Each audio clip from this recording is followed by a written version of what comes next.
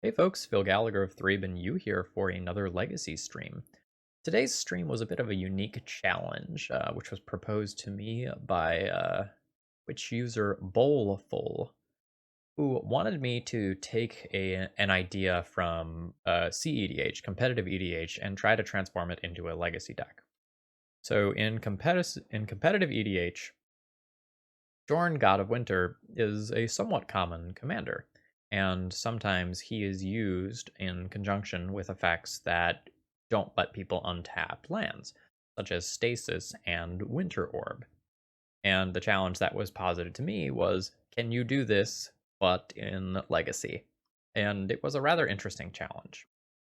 And I came up with this deck list, and I kind of need to explain my deck building process. So, number one, the not untapping idea is very interesting, but it's not particularly powerful in Legacy. And so I needed to find a way to take advantage of the donor's vision of trying to use Jorn with a Stasis or Winter Orb like effect that lets me untap my stuff while my opponent doesn't get to untap their stuff, while also having other stuff to do with Jorn so that Jorn wasn't just a dead card when I couldn't really afford to play something like a Stasis or a Winter Orb. And I need to give a huge shout out here to Force of Phil on Twitter, who had previously played a Jorn Snow list. Now, it wasn't, stasis based like mine was, and he didn't have a sideboard, but he gave me some really valuable advice that I used as a starting point. And his advice was treat this like a blue green deck and treat everything else as a splash color because your mana is actually way worse than you think it is in a deck like this. Without Astrolabe to kind of push everything together, the deck is maybe missing a critical piece to have solid, stable mana. So I am looking to have a ton of basic lands, and not really dual lands here. So like if you take a look, we have a Bayou, we have a tropical island and an underground sea, and that's it. Like we have 3 non-basic lands. Everything else is untappable via Jorn. The quote-unquote dream is to have Jorn and Stasis at the same time, so that I can continue to keep paying this cost on Stasis while my opponent can't cast any spells, at least not easily. Now, so that we can use the mana from Jorn, we have Ascendant Spirit as a mana sink. So we can use this to, we can use the extra mana from Jorn to level this thing up quickly so that it becomes, a real threat. An end game 6/6 that draws cards when it deals combat damage to a player is pretty sick. It's going to take a lot of mana to get there, but if we get Jorn, going off and doing its thing, that should be pretty good. We also have Frost Augur as another thing that we can sink our mana into. And notably, these are all snow cards because the backside of Jorn is Aldering the Rhyme Staff, which you can tap to play target snow permanent card from your graveyard this turn. If you do it, ETB's tapped. So this can let us play a land that somehow got into the graveyard, or otherwise it lets us recycle all of these other creatures. I think the real banger in terms of holding this deck together is probably Dead of Winter. And if we control like 6 snow lands, towards the end of a game, this thing is going to be devastatingly strong. This deck also features Abundant Harvest, which is a newish cantrip that has started to see a lot of Legacy play. Our sideboard has something else that is kind of on theme, and that's Back to Basics. This is a more realistic card than Stasis for just generic Legacy play, but I'm putting this in the sideboard because it isn't always going to be good, but in the matchups where it is good, it should be devastating. Otherwise, I have a lot of generic sideboard cards that I can board in relatively easily, kind of across the board. I'm not overly specialized here, and the reason is because sometimes our Stasis or maybe these like Frost Augurs are going to be too weak for the matchup they're in, and sometimes Dead of Winter might not be live. So I just want to be able to sideboard in a lot of generic stuff. So I'm excited to see how this deck building challenge goes. Again, shout outs to Force of Phil for the starting point for this. This was a hard challenge, and even after I got his starting point, I had to do quite a bit of mucking around to get this to a point where I thought it was maybe viable. You know, we're we're hoping to 3-2 today, and if we do that, I'll be pretty ecstatic. Anyway, YouTube folks, feel free to throw me a like, comment, or your favorite Game of Thrones themed Jorn God of Winter pun. You know, man, man, man, man, man, man, man. You know, you untap nothing, Jorn Snow. You know, I'm ready for him. Hit me up. All right, let's battle. Reasonable. I will be keeping this. I have Frost Augur on turn 1, which maybe draws me some cards, but I think that is going to get pitched to Force of Will. I think I lead on just Misty Past. Well, Geodizzy, welcome. Glad to have you here.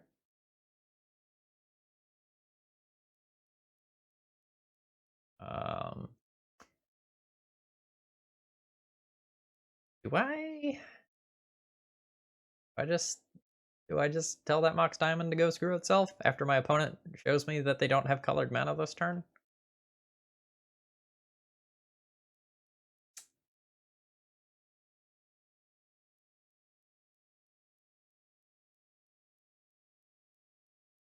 People don't counter Mox Diamond enough. I might counter Mox Diamond too much.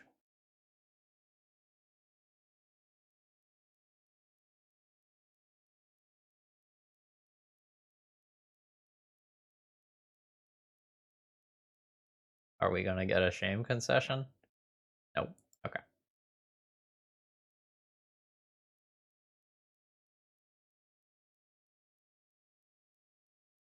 Awkward turn. Card's blue. My Dead of Winter's not great. I want to brainstorm.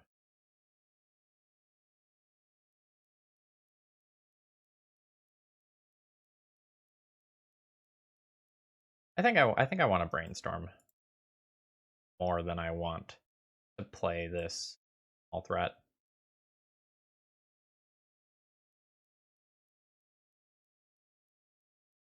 Jorn.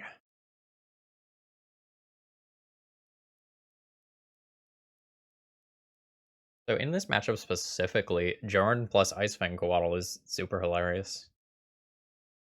Repeatedly block Merit Lodge.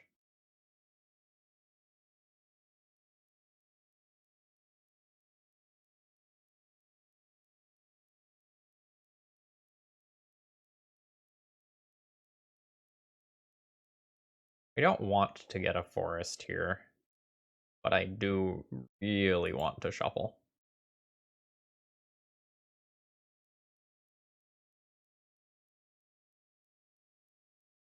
So I think I'm just going to have to call that good.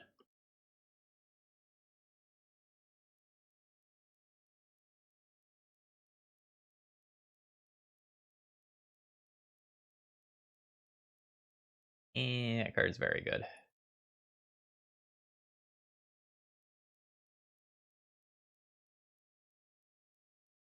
Alright. We play the namesake card of the deck. I think I do.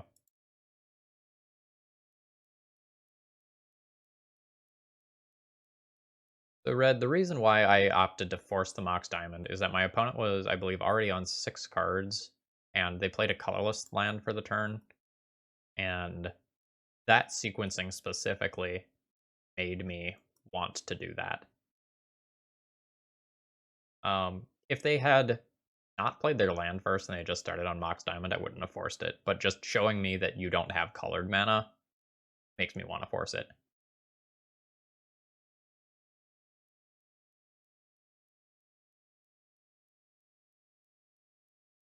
I can just auto yield to this.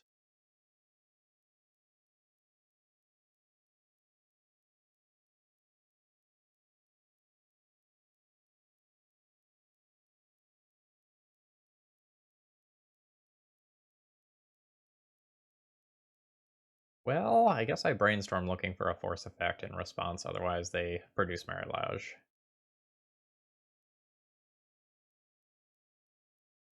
Shit. You fly?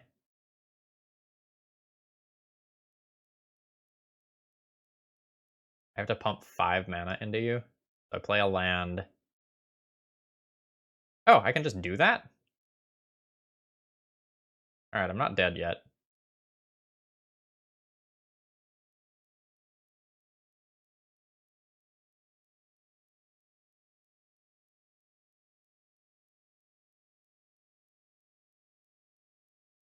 But this is weird.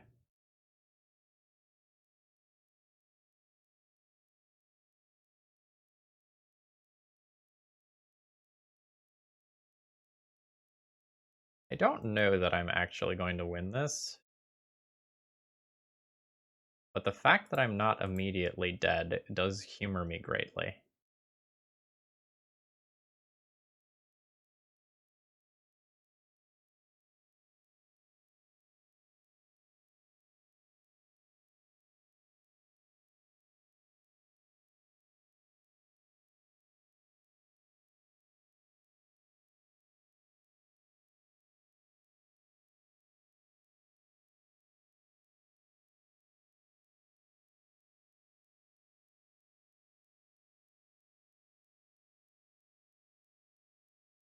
It even untaps itself. Pseudo-vigilance. Alright, so middle ability makes it fly.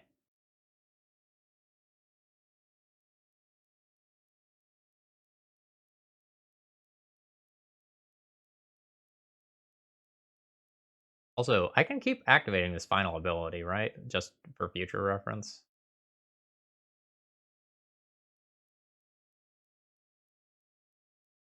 That's super cool. Also, Ice Cream Lesbian, congrats on the house offer. That is very legitimately exciting.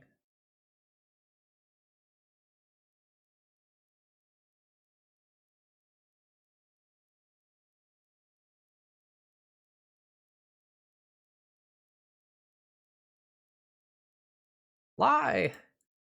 Lie, my pretties!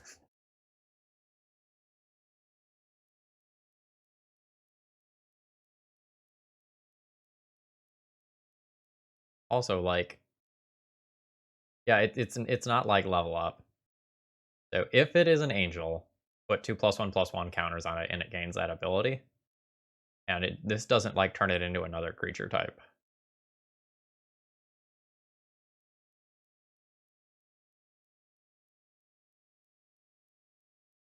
Oh no, Life from the Loam means that they get to produce Merit Lodge every other turn. Now, now I think I'm dead.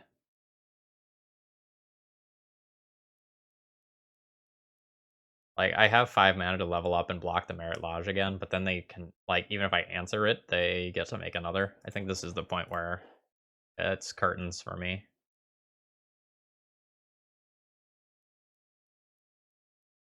Alright. Surgical Needle, back to basics. Force. Probably Return to Nature. And maybe Ooze? A lot of cards to bring in. I think I'll cut the Frost Augurs. How do I feel about Stasis? I mean, it's very good sometimes. I don't really need Dead of Winter. Also, hold up. Do I answer a Merit Lodge at all? Like, literally at all? No? Alright, maybe could have had a Brazen Borrower somewhere in the 75. I guess the plan is, like, repeatedly Ice Fang Coatl.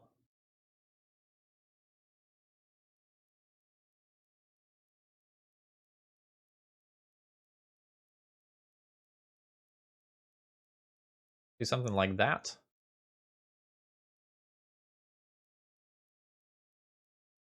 I could also not board Pithing Needle. I think the needle's fine. Let's try this. Alright, I have opted to keep a hand with Back to Basics because I think that is a wonderful way to steal a game from lands. And I think I need a little thievery here. But this Ponder very specifically is just looking for land. This gets me a land.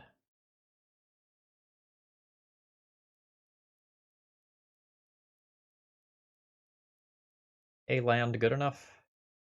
I think a land is good enough. I don't think I need to high roll harder than that. I can take the Uro, fetch on my turn, try to Ice Fang into another one.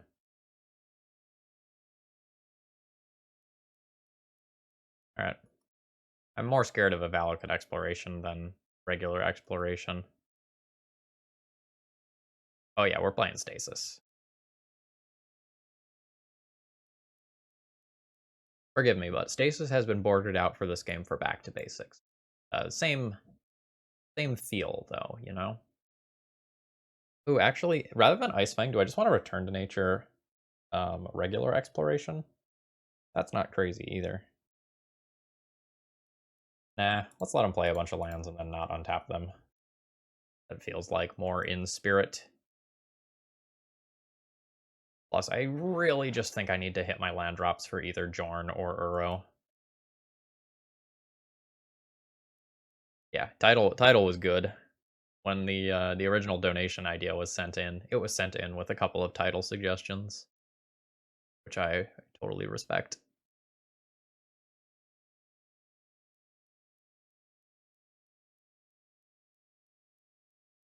All right.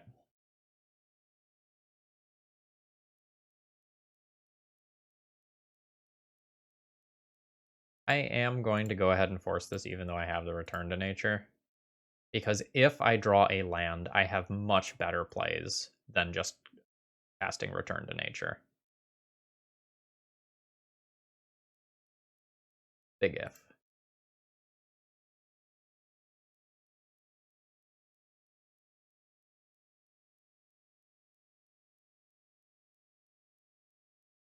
Okay, well, hopefully my opponent like taps the blast zone.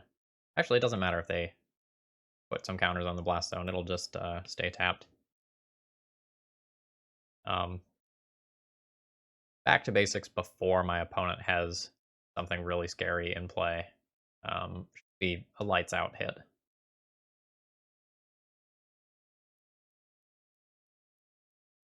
Damage report. That's fine.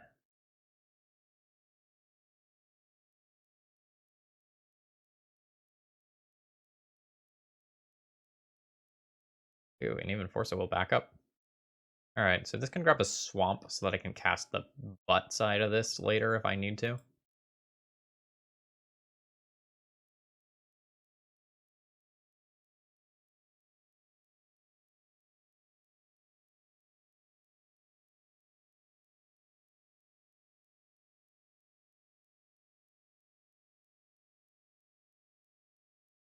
All right, are we playing around Merit Lodge or am I just attacking? And are we playing around Merit Lodge plus removal spell? No, I think I have Force of Will, so I think I'm just battling.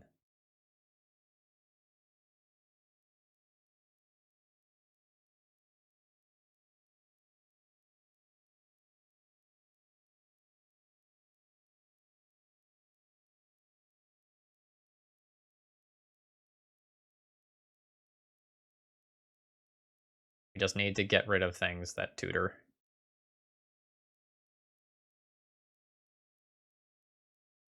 So now every turn it's going to be like, how much do I want to play around Merit Lodge? Now that I don't have a removal spell, or sorry, now that I don't have a counter spell, maybe I should play a little more safely.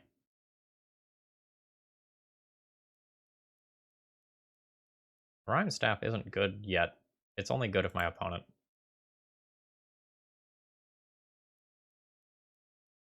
It's really good if my opponent produces a Merit Lodge, then I can just like literally chump block it forever.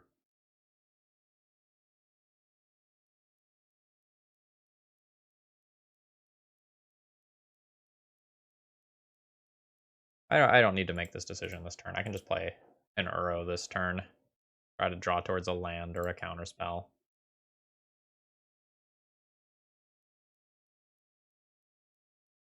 Why not have both?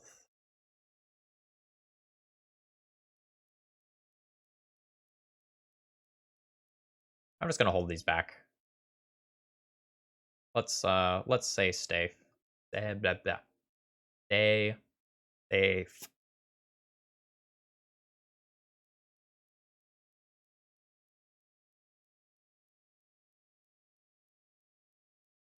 Ooh. I think I just take out Valakut Explorations right here. And also see what's in my opponent's hand. Oh, it's a Punishing Fire.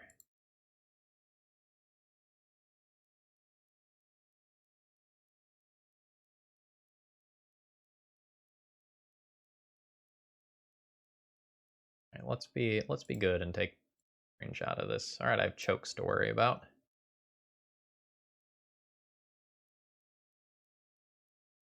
And one Field of the Dead. Okay.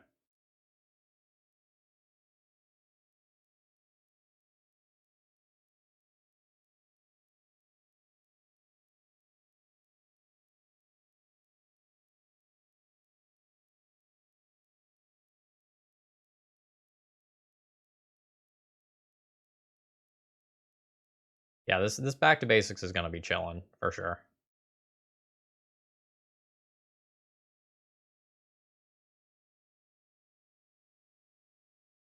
Jorn.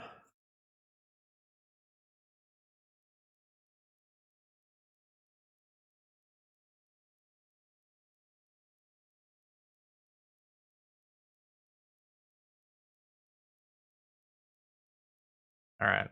So now we can play the Rhyme Staff. We can even untap it if we tap it to do something with it. So that's cool. I have my opponent on a 3-ish turn clock, but I know they have a Punishing Fire, so that can just change. You want to tap my lands? You can tap my lands. I'll untap them with Jorn.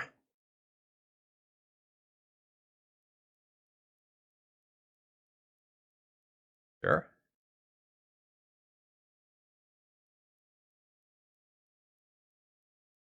This is like the highest cost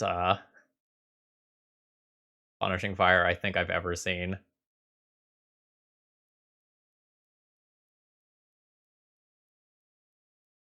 Alright. Do I just play Jorn from hand? I can play a Rhyme Staff. But I think just staying aggressive is really good here. Like, I can play the Rhyme Staff and then get a Jorn from graveyard.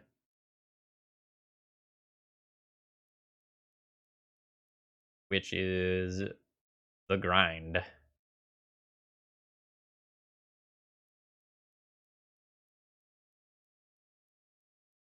Big.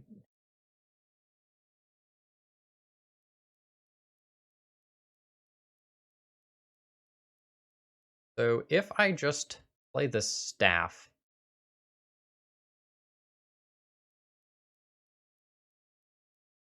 it's hard for me to lose to anything other than Field of the Dead. Especially since my opponent just tapped their red sources, so Red Elemental Blast no longer kills back to basics. But by that argument, if they draw Red Elemental Blast, it kills the Rhyme Staff, whereas it doesn't kill Jorn.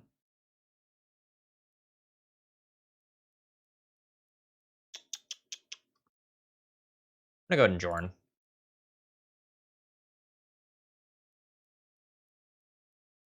Like, playing Jorn just makes the Ascendant Spirit next turn absolutely fucking disgusting.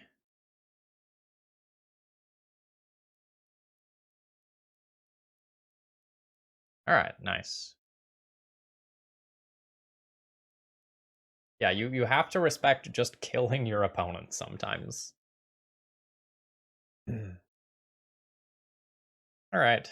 My opponent doesn't have any creatures other than the zombie tokens off of Field of the Dead that I need to worry about. I could Abrupt Decay, but I think I'm going to try to avoid fetching Swamp in a lot of games. Like, the Decay's so good. because like there's library and Valakut exploration and regular exploration sometimes.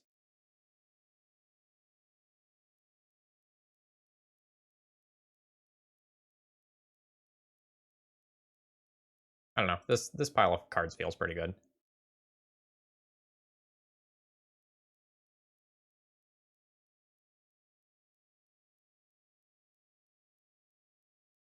This is not an overly exciting start unless my opponent is on like the Life from the Loam and Punishing Fire side of the deck, in which case this hand is pretty bananas.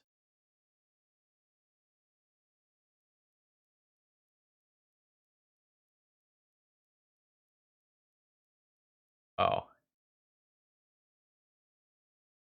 yeah, there's a world where I just end up surgical extractioning Field of the Dead as soon as my opponent goes for a Life from the Loam.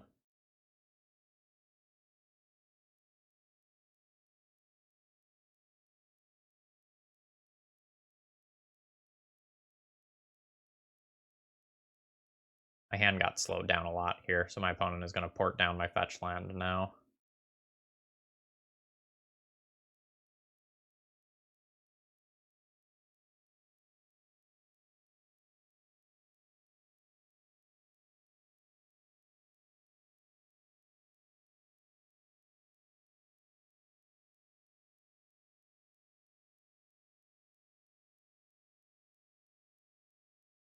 Valakut Exploration, a Valakut Exploration. Yep.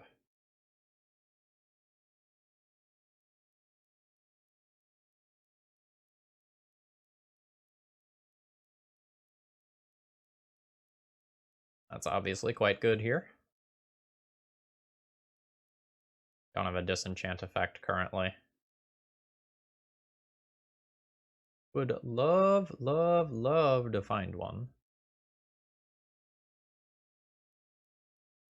Am I playing an ooze directly into a Punishing Fire sized thing? I think so.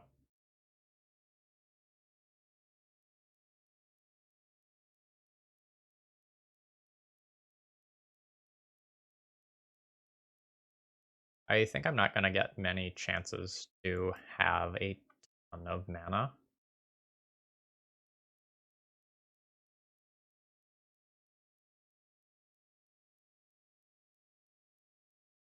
I see Valakut Exploration works until the beginning of your next end step.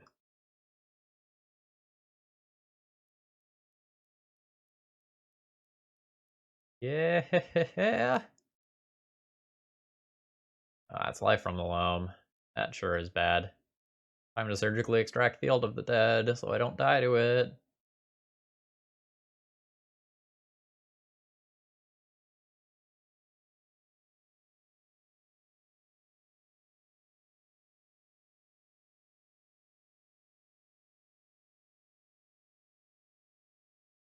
Just that one copy. Let's do a quick look, see if my opponent's sideboarding has significantly changed.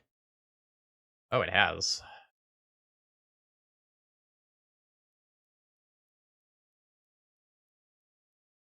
So now they have Reclaimers and Tireless Trackers that they didn't last game. They also have Force of Vigor this game. Alright, so priority numero uno is find a way to get Valakut Exploration off of the table before it kills me. I do not have much time.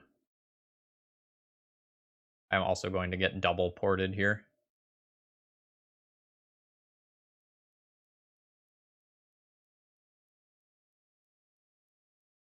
Do I want to play Ice Vancoatl? I don't think I do. I think I'm just going to eat that Life from the Loam.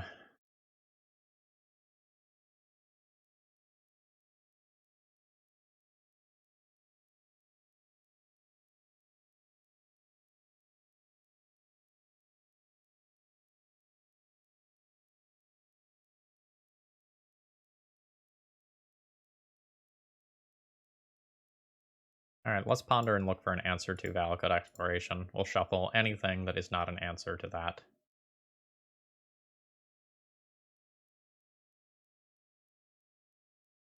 There are very specifically looking for one thing, and there's so many hits off of Valakut Exploration that just beat me here.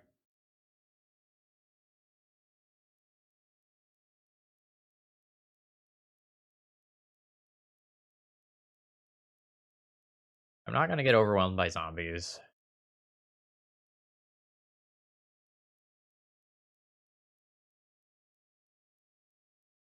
But I'm not going to get to cast my Uro easily this game through double Rajadon and Wasteland.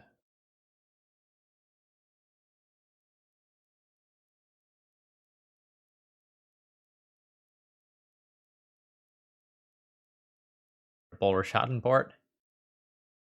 Okay.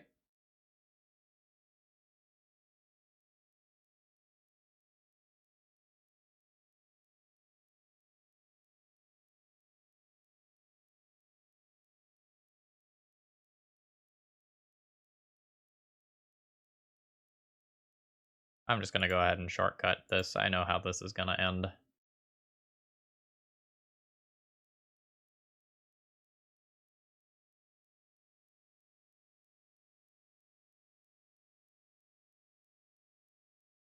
Yep.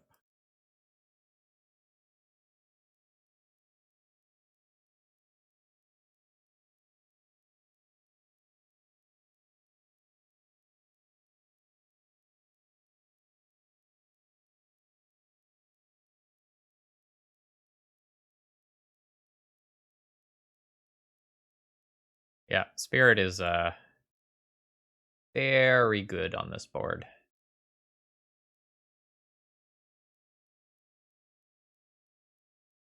So in case this isn't obvious to you at home, the reason this is so great is because this is something that I can do in my upkeep with my mana.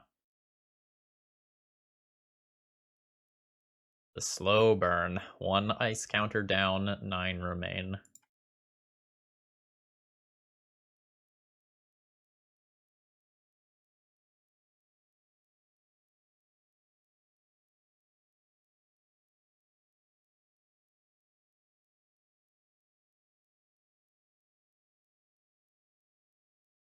Crop rotation? No, that's crop rotation. Oh, Maze of Ith is very good. I do have to counter a crop rotation. I'm not beating a Thespian stage easily right now.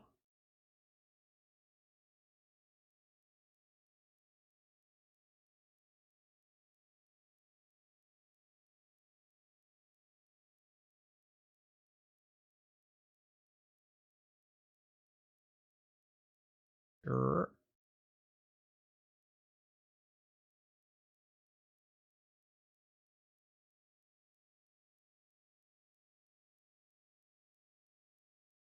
Yeah, I have a clock, but it's dampened a lot by Maze of Ith.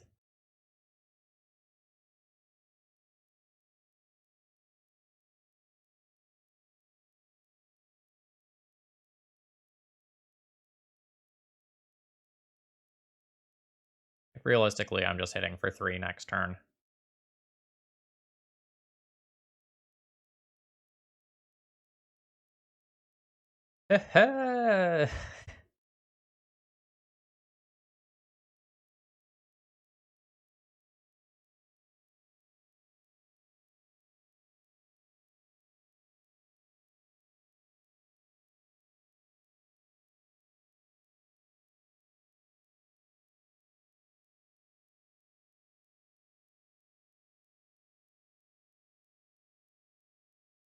Let's take that out of there.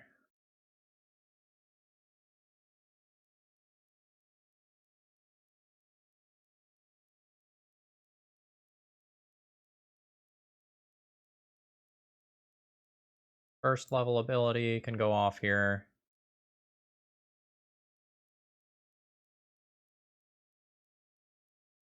Oh, Abundant Harvest. Name non-land? Probably play that in name non-land. Guess I'll attack first.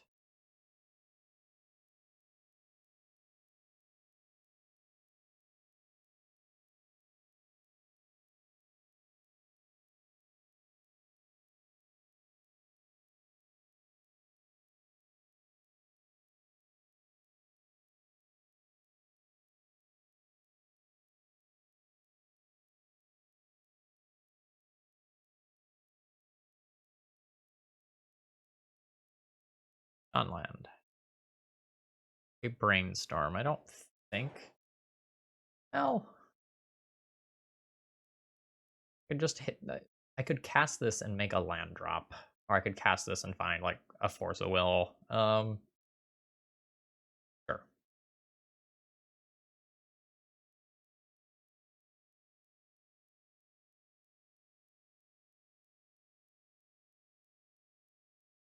All in all, pretty medium.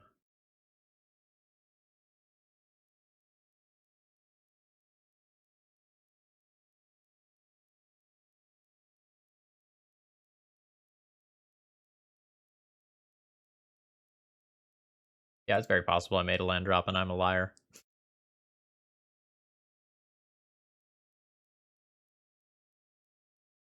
Bouncing back and forth between screens currently. I also keep looking at my opponent's deck list, figuring out like what the worst case scenarios are.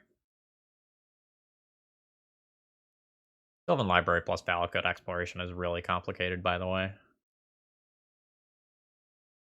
Like, in terms of your sequencing.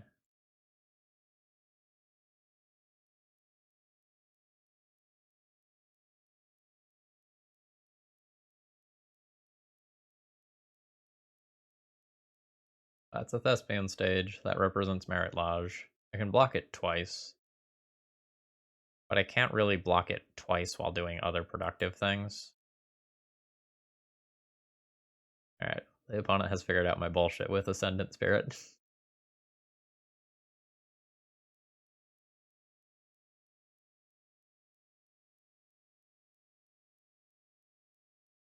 I'm not going to have the Rhyme Staff to bail me out this time.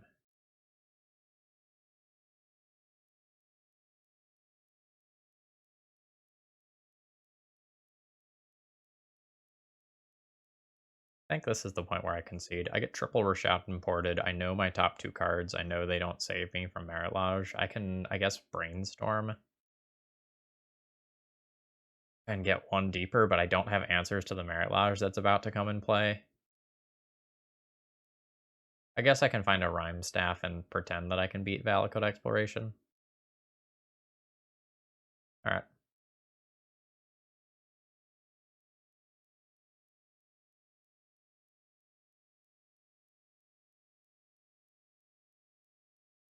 Still getting ported 2 more times, right?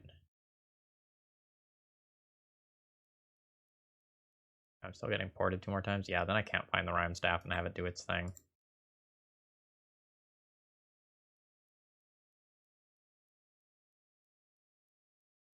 Yeah.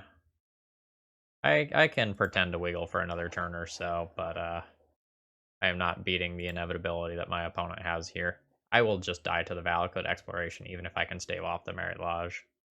Okay, I think my opening hand is too mana hungry here, especially if my opponent is playing lands like we suspect. I'll be keeping this hand. If our opponent is playing lands, I do not want Dead of Winter. I'm going to go ahead and put that on bottom, maybe at the cost of like missing out on a good card if they are not playing lands. Alright, lands round 2, Electric Boogaloo.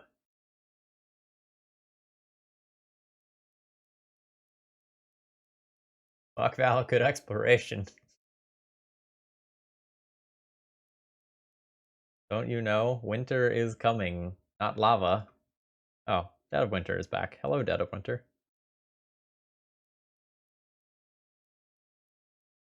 What is my plan? What is my game 1 plan? Whack my opponent with Ascendant Spirit? Or cantrip with Abundant Harvest and try to find something more broken? I think this is a real plan.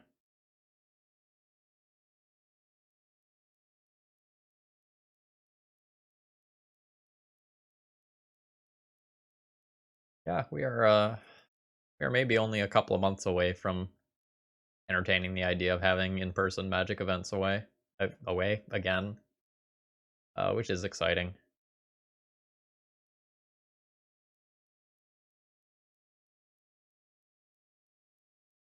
I'm not quite there yet in terms of my personal comfort level. All right.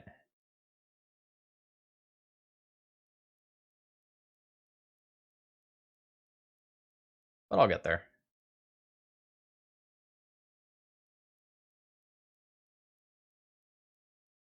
This brainstorm is real good. If I can brainstorm, put back maybe a Dead of Winter and a land.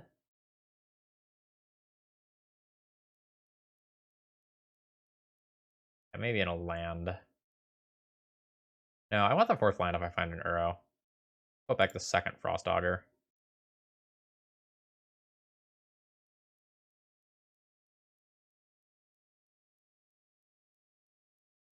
Yeah, most of the people that I would play with locally are in Charlotte.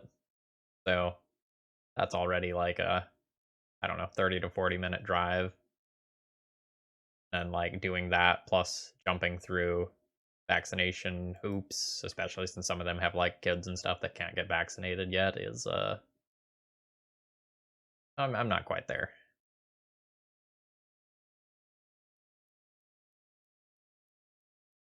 Oh, I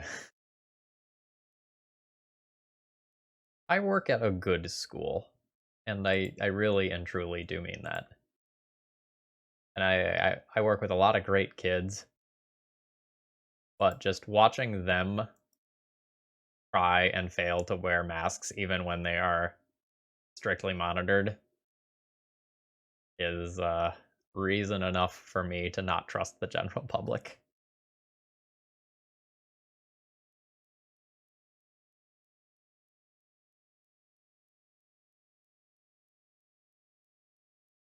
Uh, Underground Sea is very bad. Force of Will is maybe too late at this point. No, I can probably get rid of one of these. This. And let's pick up a forest here. Then I'll have blue, blue, green, green.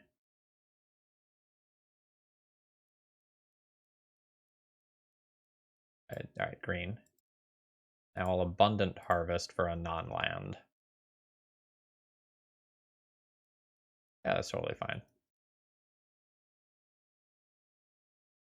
Yeah, like I'm vaccinated. I will be fine. But I don't know like what my chances of spreading it to others are. And I'm around so many people regularly. There's so many kids in that school. In a day, I see, ballpark 100 kids plus a handful of faculty members. I'm in relatively close contact with those people.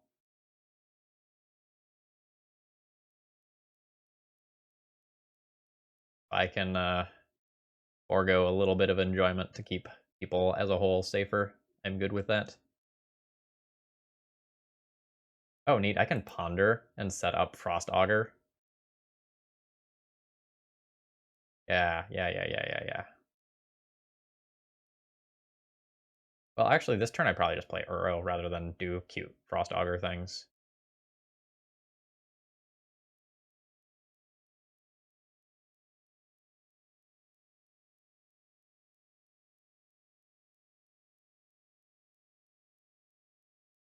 I want that swamp. I don't really want that swamp. I can still make a second land drop with this. Yeah, I want a fresh card.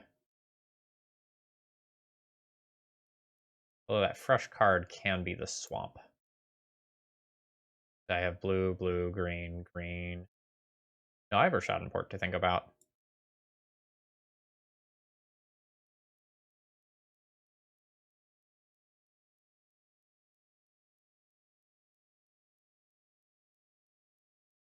I'm gonna do this way.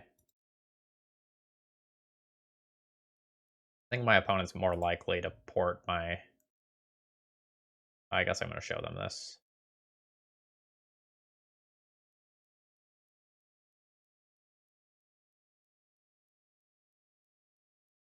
Alright, I think I'm just gonna take my 1 point of damage off Frost Augur rather than randomly try to draw a card here.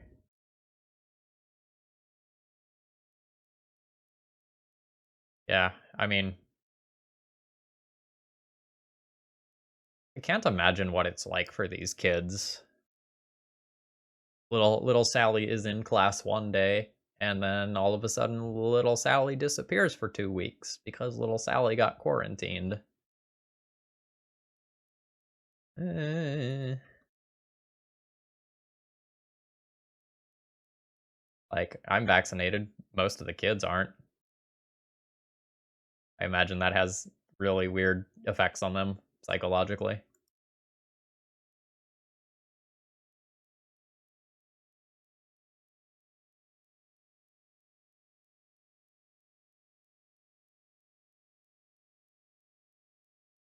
Right? Merit Lodge is coming.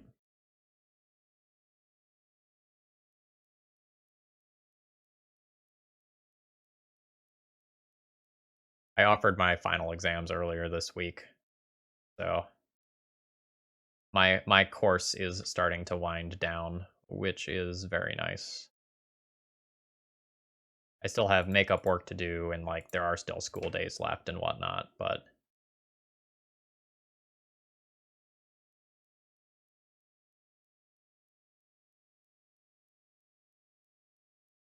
I will get to the point where I can start to enjoy summer break soon and do some of those things that I've said for months that I'm going to do.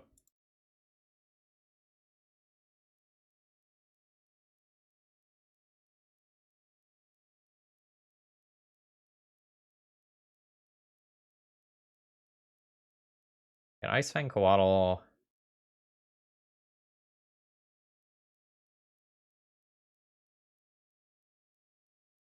I guess I'll do this now because there's some things like Abundant Harvest that I can hit that I'll want to do now rather than later. Yeah, I don't mind these Ice Fang Coatls.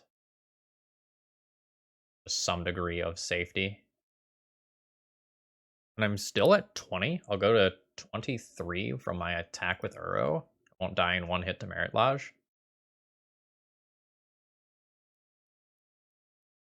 Round one was a treat, also versus lands. There's some crazy stuff happening.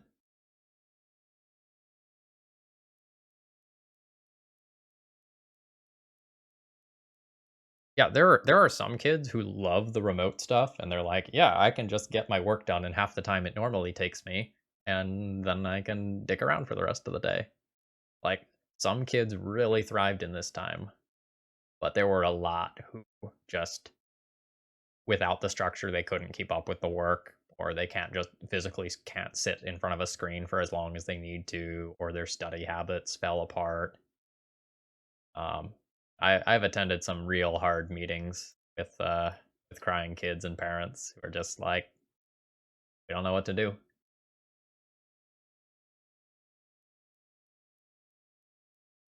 All right, I have a lot of stuff going on.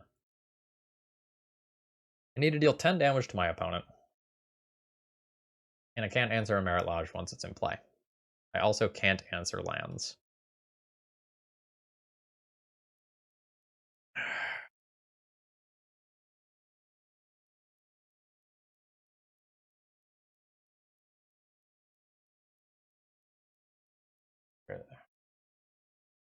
Life from the Loam in there too. I also went to 17 because of Valakut explorations, so I'm not going to 20 this turn. Fuck. All right.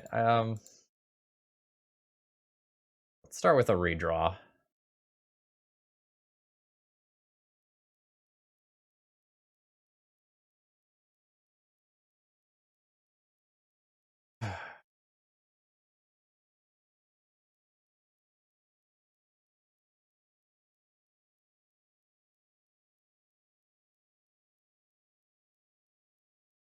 Batch.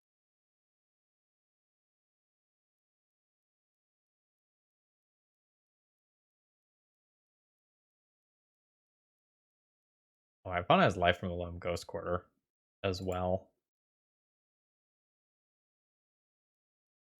Make a plan. Non-land. Non-land.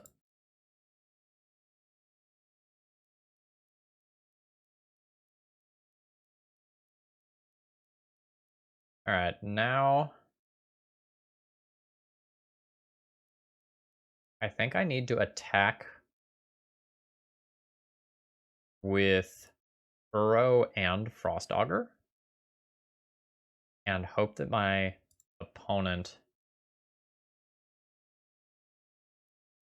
does not go for the block.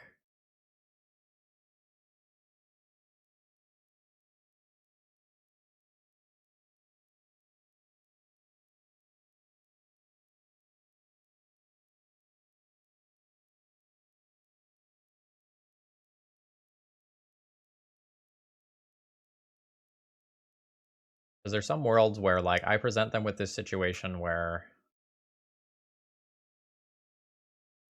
they don't think they need to make the Merit Lodge now, and so I get a couple of chip points of damage in. Like, if they think they can just win by punishing firing the Ice Fang Coatl that's there.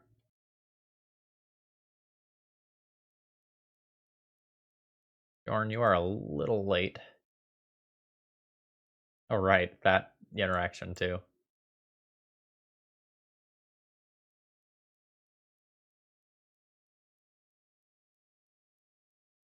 Okay, so we succeeded in the no block phase of the turn. Forget to activate Maze of Ith? Damn.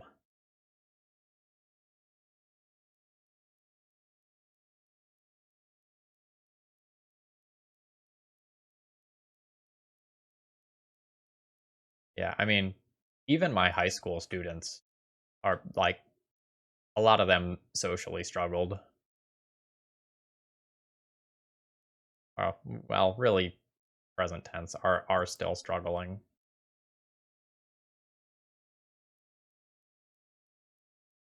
And not just the ones who had, like, mental health or anxiety beforehand.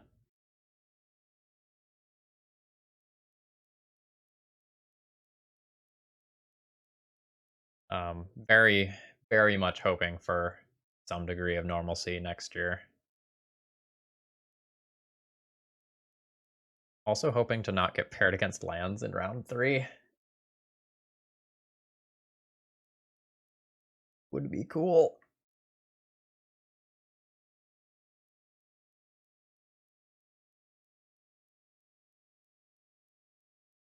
The Tabernacle has arrived. Yes, lands is very good. Very good. Like, Valakut Exploration has definitely made it a sleeper pick for potentially one of the better decks of the format. Alright, no attack with Merit Lodge.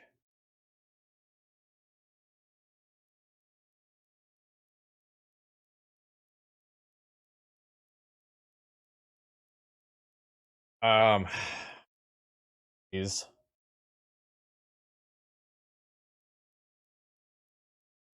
that Tabernacle really messes me up in terms of being able to do enough things that matter.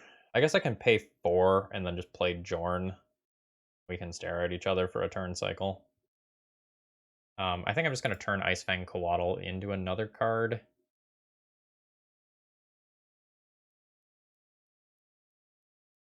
Not intending to pay for it in all likelihood.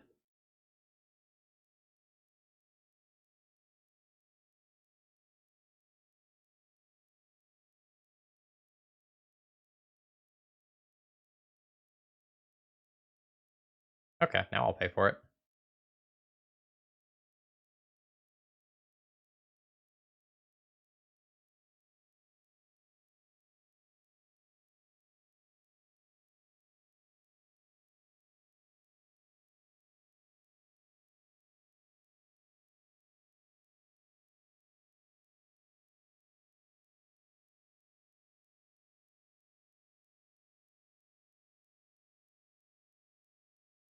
Yeah, I mean, A lot of people that are the sort of type who want to be playing Magic with their time are going to do okay in a time period like this one.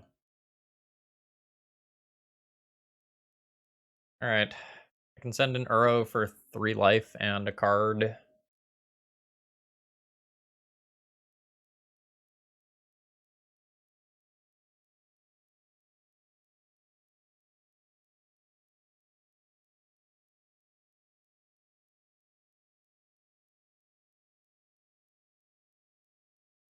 I've got a friend locally who is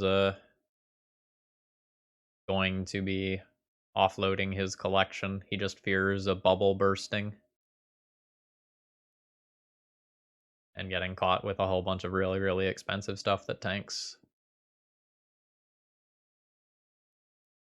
Yeah, if my opponent blocks the Merit Lodge, I just actually go to above 20. So I don't know that they can really do that.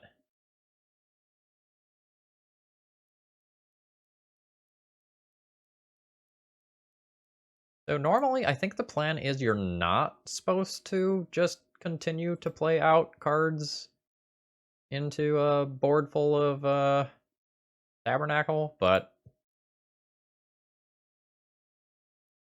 fuck that.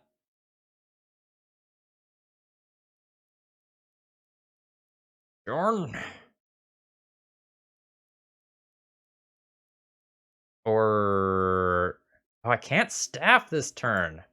Fuck, maybe I should have staffed.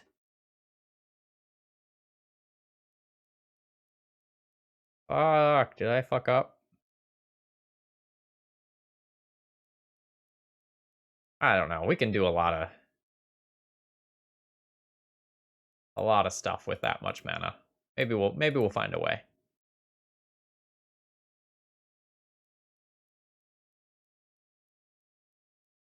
There's also a world where I just like send in the team next turn and then like untap everything with Jorn.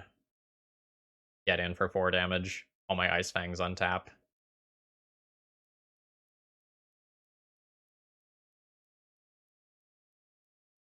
Raucous. No! Jorn Snow's only weakness.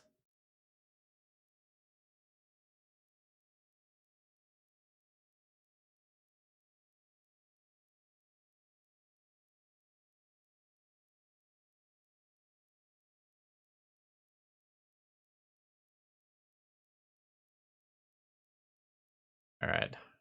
He lost a land. I think that's okay.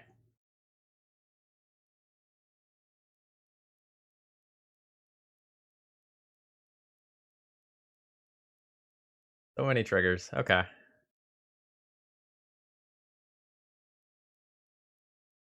Yes. And yes. Okay, we're just bouncing the Jorn now.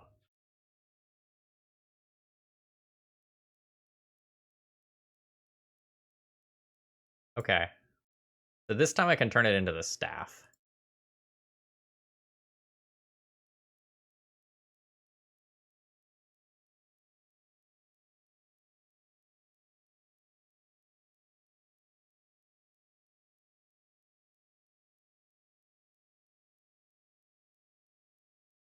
I think I'm out of fetchables, just by the way.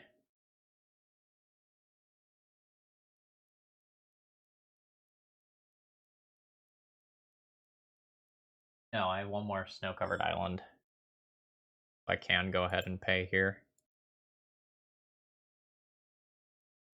At least I'm pretty sure I have one more snow-covered island. I think it's 3.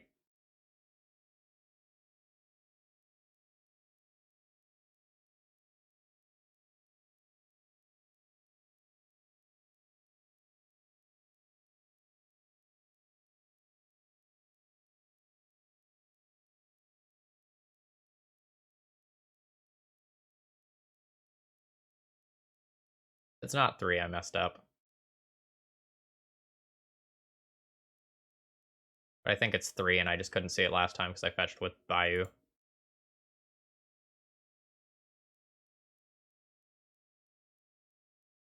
Alright.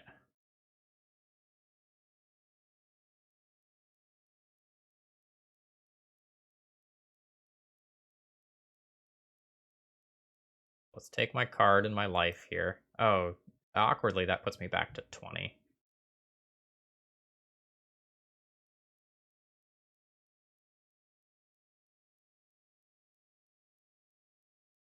Weird game.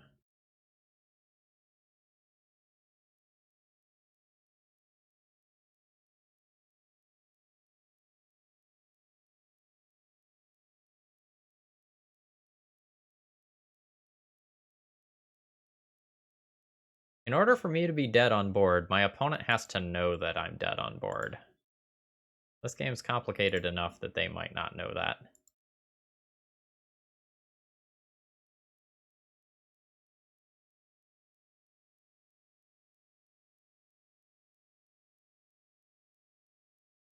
So I needed to not fetch this turn to be at 21. I guess they're still like punishing fire then.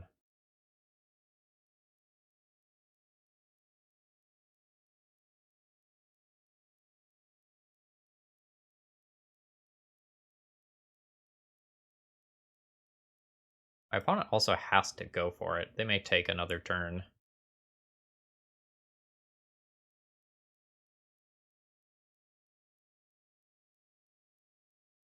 So for anyone not familiar with what I mean by like I'm dead on board, my opponent can punishing fire, swing for 20.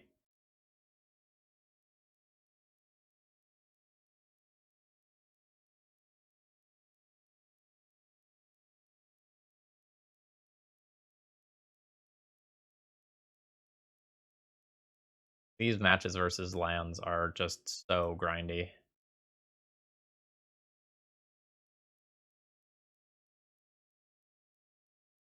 I don't quite have enough enchantment removal to do everything that I want here. Alright, so opponent did not go for the thing that just beats me here. Delicate Exploration also is undoing my work from Uro.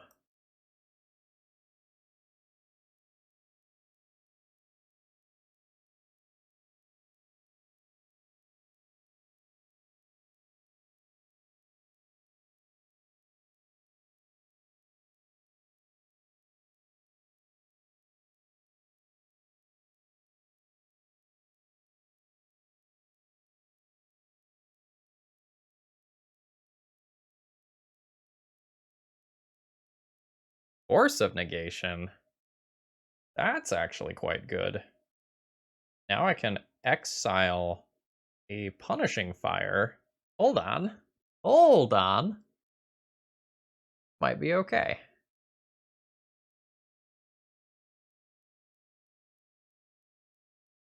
I mean, there is still, Alright, so now we're bouncing in Uro. Okay, that's fine. So I need to hold up Force of Negation, just non-starter. I have to have 3 up in case they just go ham on my turn. So that means I have 4 other mana to work with. Let's start Ice Fanging. I also could play Ascendant Spirit, but I don't think I want to expose that to Punishing Fires, because that's how I'm going to win.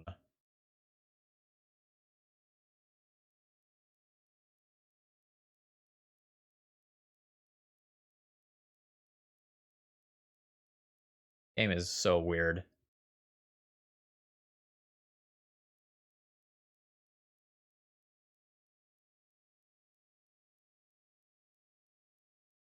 Oh, yeah, it enters tapped. Okay, now I know I don't have fetchables. So I'm just going to go ahead and pass the turn here. I'll hold up Hardcast, Force of Negation.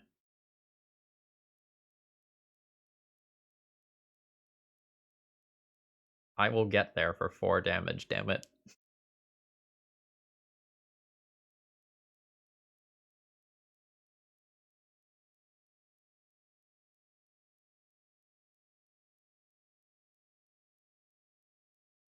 Aha!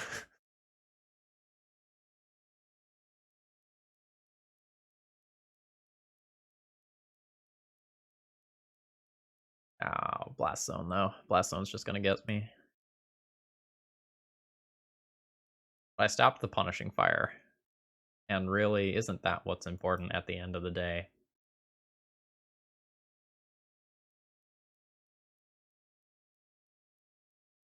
Moral victory, indeed. We survived Merit Lodges that we had no outs to much longer than I expected we would.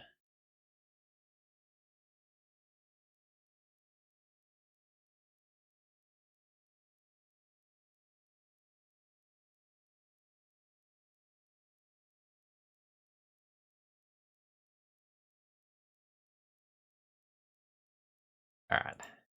GG. GG, opponent. Let's play against something that's not lands now. Oh god, there's more games of this? Shit, that was game 1? Oh. Okay. Alright. Get in here. Get in here. Get in here. I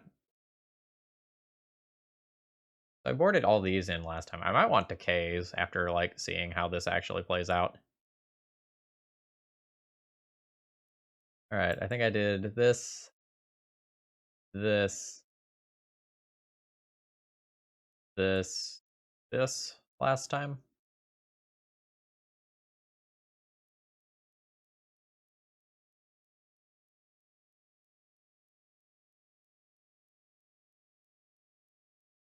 I think I'm gonna take my Sylvan libraries out and play these Abrupt Decays. They're a little hard to cast, but fuck Valakut Exploration.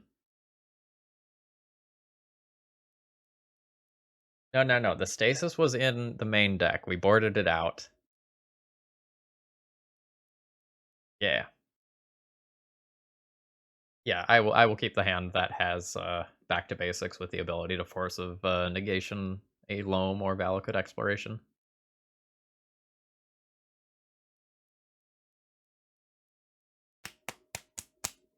Ugh. My brain is just going to melt out my skull from playing these hyper grindy matches early on in this stream. I played 5 rounds of Magic before I actually fired up the stream. I recorded with a blue-black Sedgemoor Witch deck. That was super neat.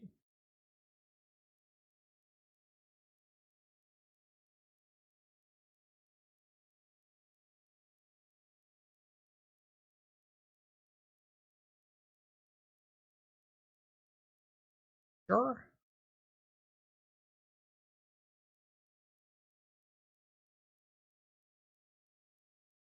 Sure. Order question mark. Maybe something like that. I don't want to think too hard on my decisions here. I'm down like 3 minutes on clock. And this is game 2.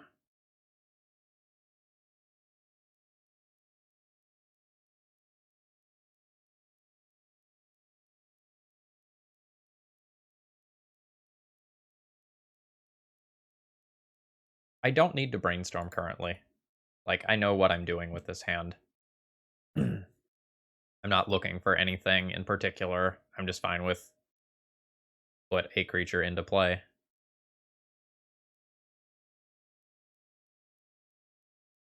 Yeah, the version I was playing was blue-black. I got to live a couple of the dream scenarios. I think I want an Icefang Coatl in play here.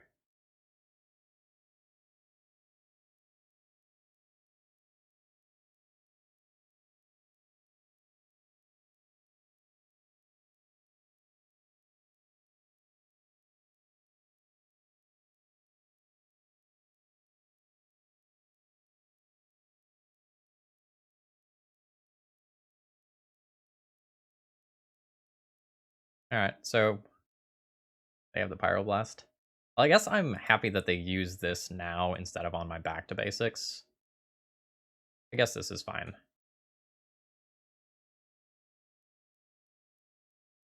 Actually, this actually results in them having one more thing tapped, huh? Maybe this is actively good for me.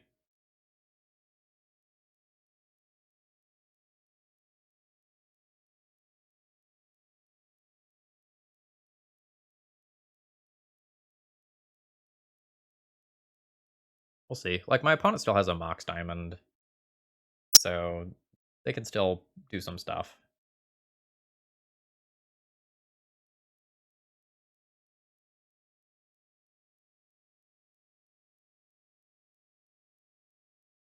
Hmm.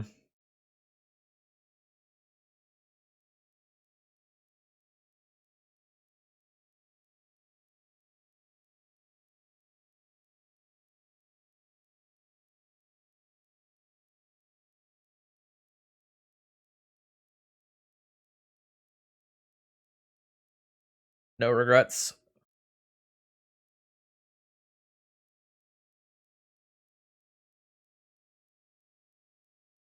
Kill it with fire. Wait, hold on. No fire allowed. This is a snow stream.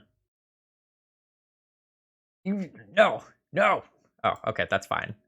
I was just gonna lose my shit if I was about to get pyroblasted, and they didn't do it on my turn. All right, let me draw one of those level up spirits. Let me ponder into one of them level up spirits. Scavenging ooze. Scavenging ooze is fine.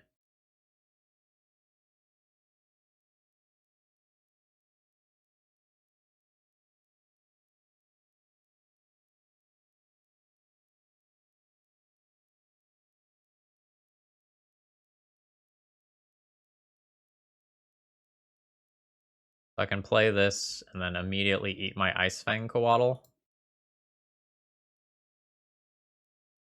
so that it's a 3/3 and doesn't get got by a Punishing Fire. And then next turn, if I don't draw something to do with my mana, I just nuke my opponent's graveyard.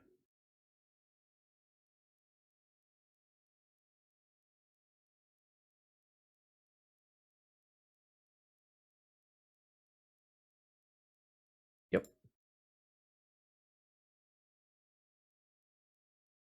By Life from the Loam. By Punishing Fire. The others can stay. And then I'll eat something end of their turn.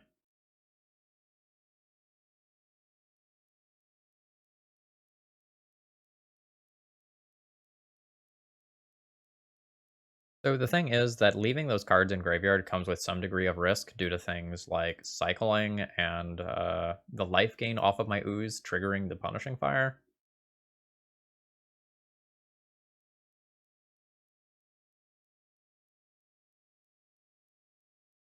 So I do probably just want to knock that out.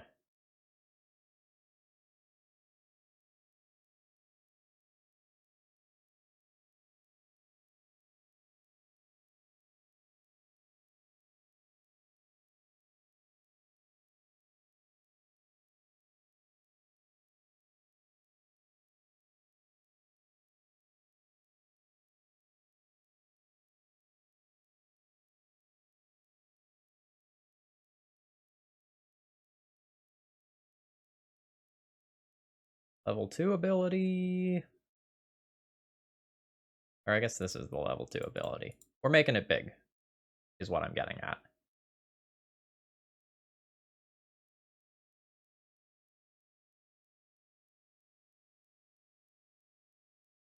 So next turn, I just turn this into a 6/6 that starts drawing cards. That sounds an awful lot like an Uro. Was considerably more work.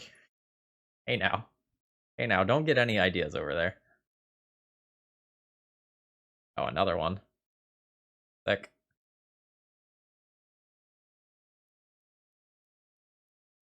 Alright, 1, 2, 3, 4.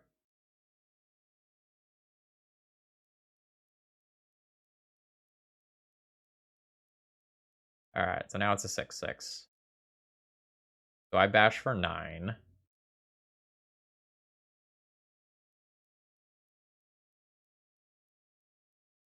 And I can play another Ascendant Spirit and level it up for the first time.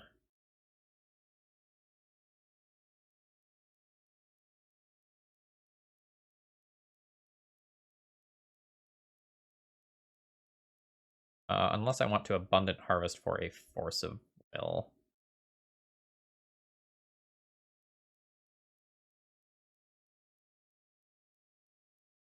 I have 2 lethal threats already. I'm already lethal through Maze, yeah.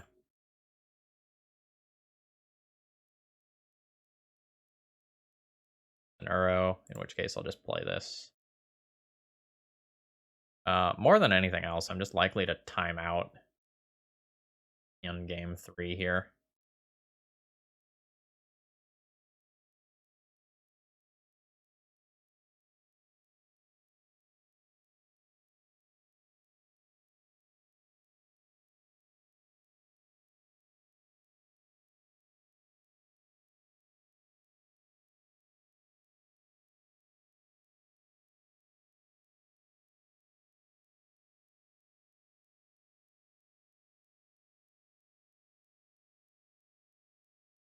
Yeah, we ate up so much time in game 1, like I thought it was the whole match.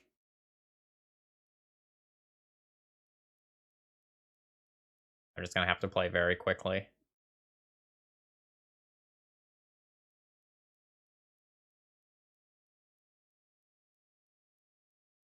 there anything that just becomes worse with a longer game?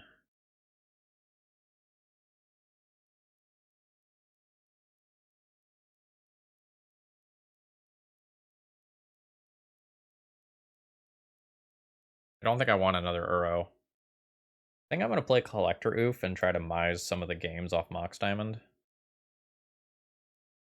Go down 1 Force of Will. Not because I think Force of Will is bad in the matchup, but because I don't want to not F6 my turns, if that makes sense.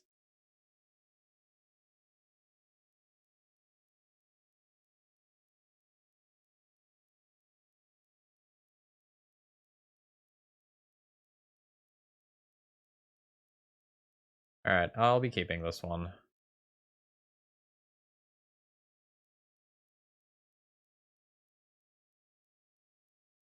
We've got to go turbo.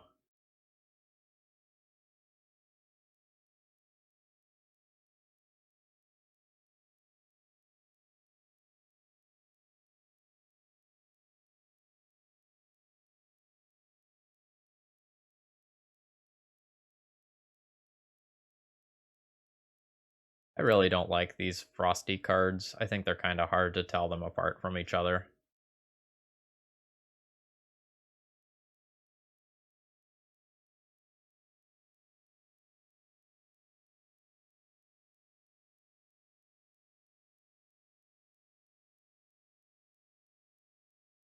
I don't think I want to brainstorm. If I brainstorm lock myself, I basically just lose the game on the spot.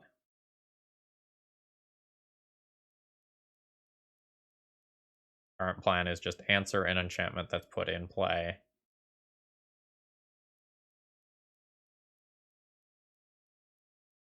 Gonna have that back.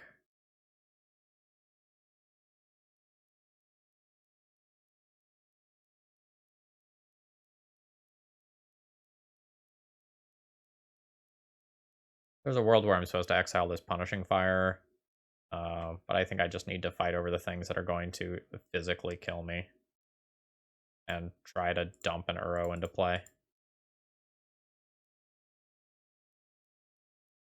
That just wins the game.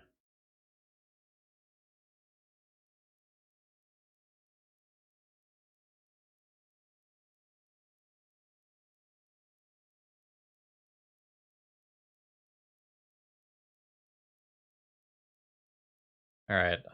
We have enough land, which is good, but we don't have enough blue, which is bad. I'll probably get ported off blue in my upkeep, at which point I'll fire off a brainstorm.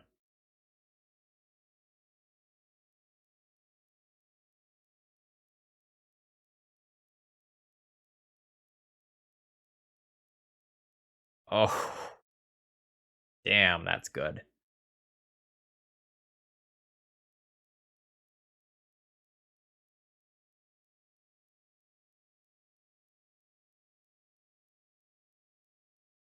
Gonna assume that's targeting island. Yeah. Don't brainstorm lock me. That's not great.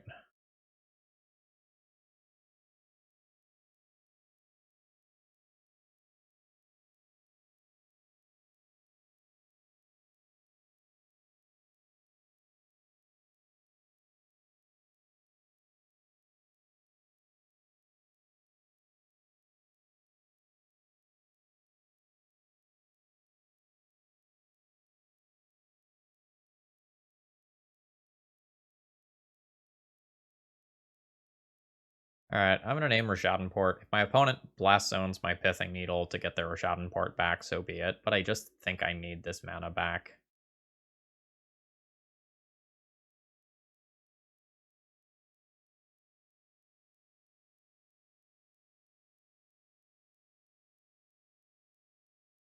I'm using time at about the third of the rate that my opponent is, which is cool.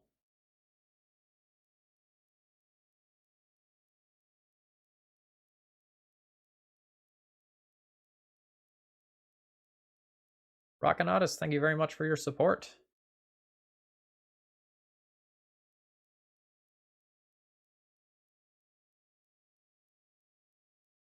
Got fat butt now. Gonna do about it.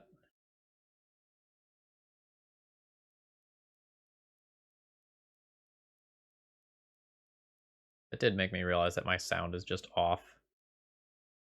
Oops.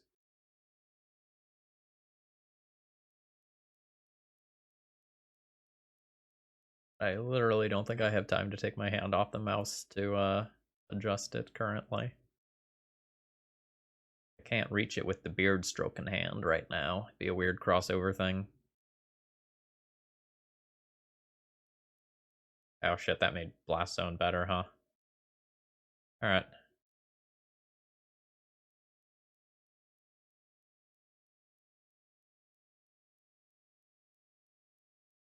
Brainstorm. Alright, well there's another one. I think I need to put these cards back. I just don't think I can hold up Force of Will for clock-based reasons. I think Force of Will is a great card here. But I just do not have time to make that work.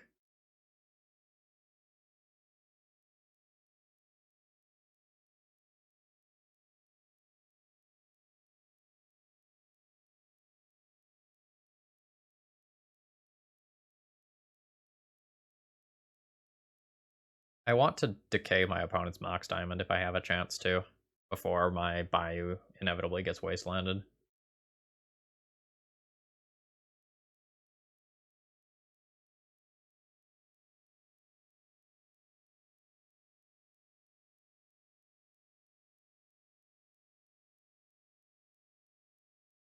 Yeah, that makes sense. Get him.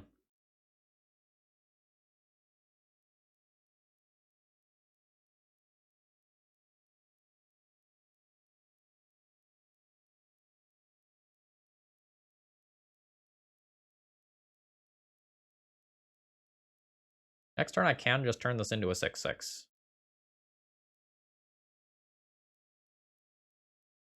Yeah. You get a crop rotation. Crop rotation gets Merit Lodge, and I die.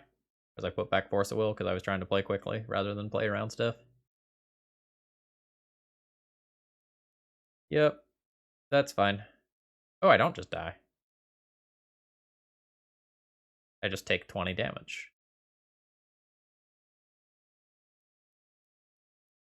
But since I literally don't have outs to Merit Lodge in this deck, and for that reason, I will just go ahead and concede here. We put on the show for long enough. Yeah, I wish I realized in game one how far behind we were on clock, and did something to start addressing that then. But I think if I kept that Force of Will there, there's a very good chance I end up winning this one. Like they lose 2 lands here. They lose 1 land. I Force a Will. I Abrupt Decay this. They're down on resources, facing down a 6/6 burrow-sized threat. No more lands. Right, I'm keeping my hand here. It's a little bit awkward. because I want to play around Wasteland given the decks that I know that my opponent tends to play. So that means I want to get Island on turn 1. That means it's harder to Icefang Coatl on turn 2. Gotta play that Frost Augur somehow.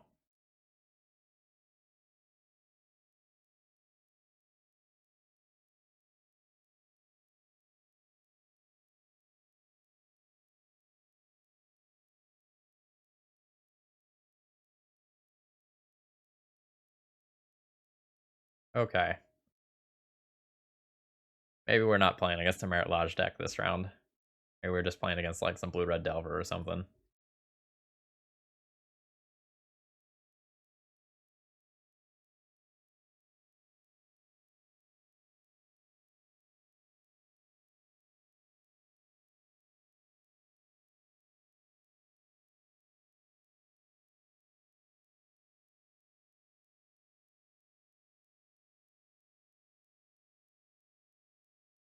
I think I'm just gonna jam creatures onto the board here. Yeah, blue-red Delver is just everywhere right now.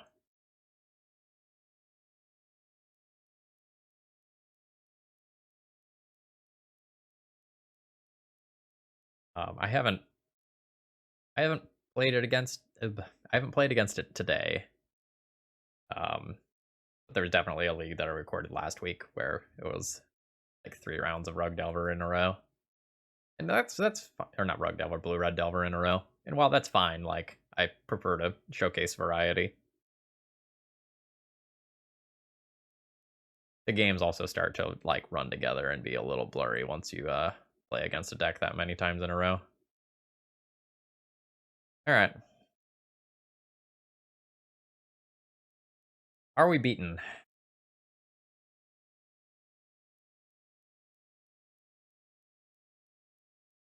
I think I'm just beating with this hand.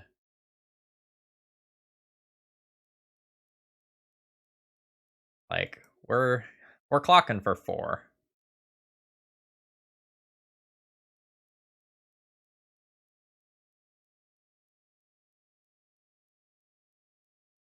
There's some really cute things I can do with like setting up Brainstorm and Frost Augurs.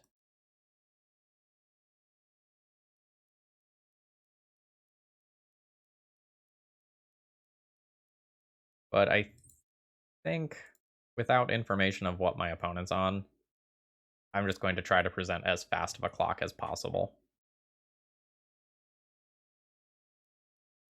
I'm a little worried that my opponent is just going to be on. Didn't even need to say it. Didn't even need to say it.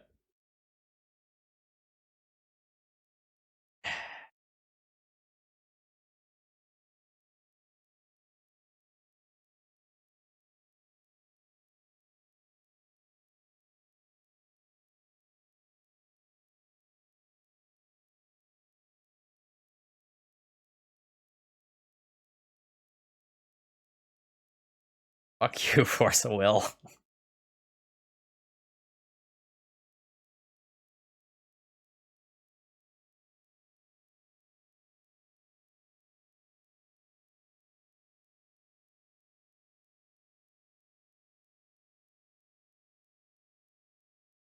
God damn it.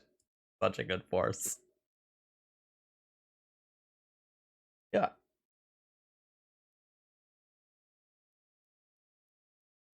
Please just play a mentor so I can justify conceding. My spirit has been broken.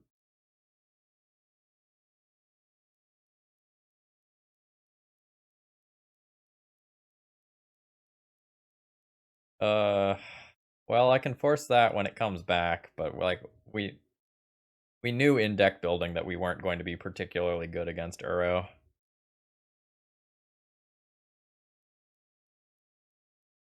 I need the surgicals for that.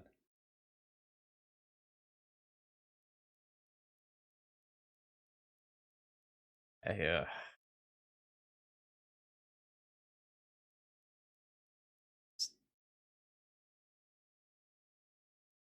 All right. I can poke around for a few more turns, but with that Uro there And like I got 4 for 1. I'm not coming back this game. Let's bring in surgicals for Uro. I'm gonna bring in another Uro of my own. Bring in Ooze. I might bring in the Return to Natures because they'll hit both Sylvan Library and Uro.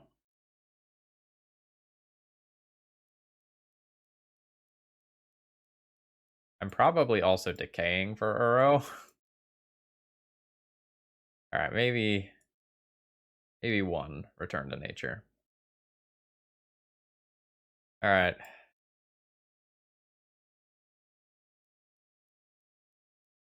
Actually, is this a Stasis stays in moment?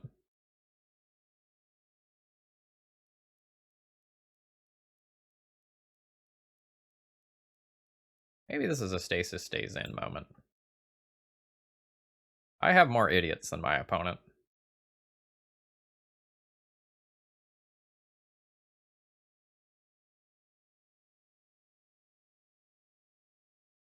Not solely powerful, but if I just get a hit on board and play a Stasis that I can pay for like twice, that might just win me the game.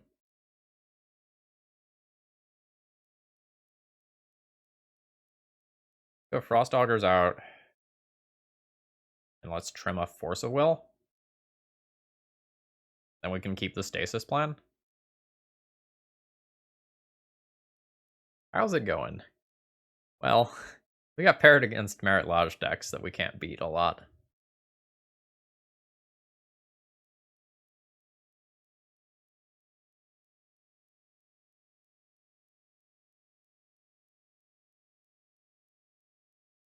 This hand isn't very good, but like I have a Brainstorm that I can just fire off to try to smooth things out. And if it doesn't work, I have a second Brainstorm that I can play later. The dream is to just either draw a fetch land or a blue source so that I can make this hand really work. Alright. Arkham's Astrolabe has returned. It is now green and an enchant land.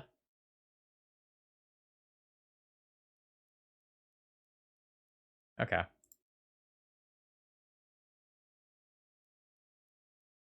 I need to reboot Moto. Well, after this round. Getting a little bit of lag.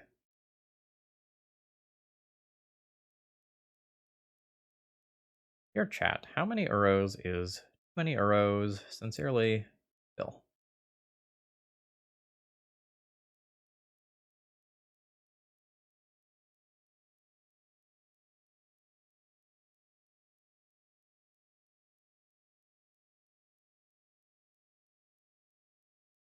I don't mind the multiples. Like, we can use one to fuel another.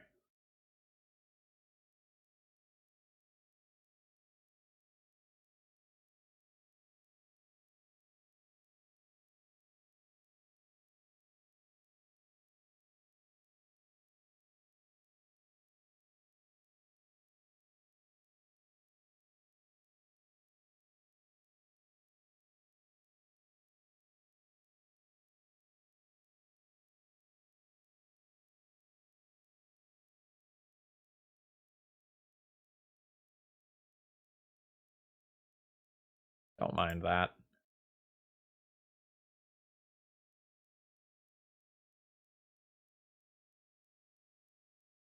I have 3 cards in graveyards currently, counting towards my Uro. 4.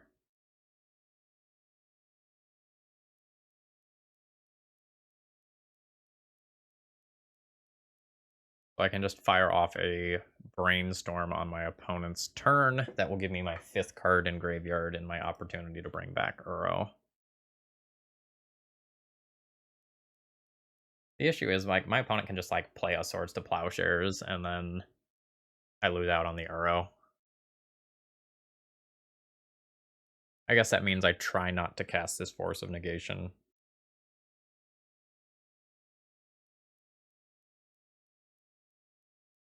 Or if I do cast a Force of Negation, I can't pitch Uro.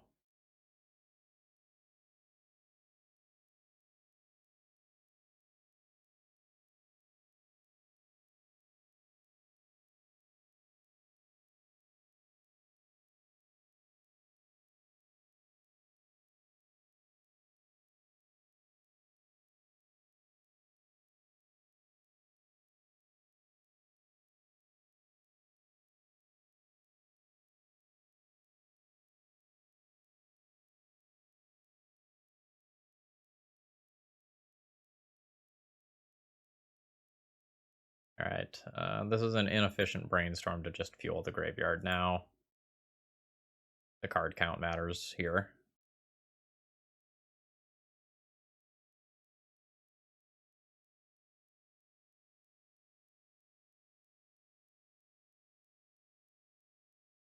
Yeah, you can brainstorm in response to my brainstorm. But just gonna be looking for a surgical.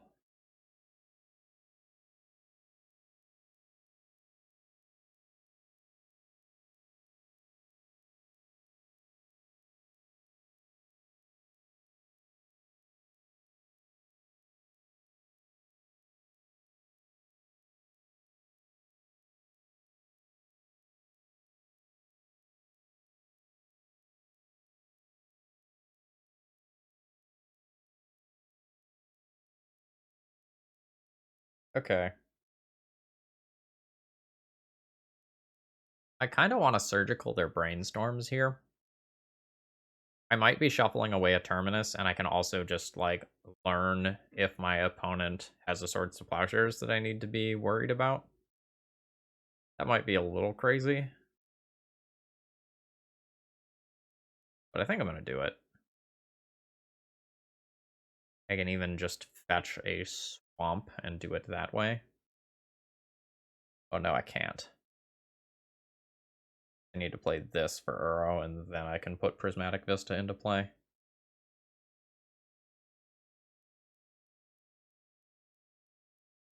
Alright.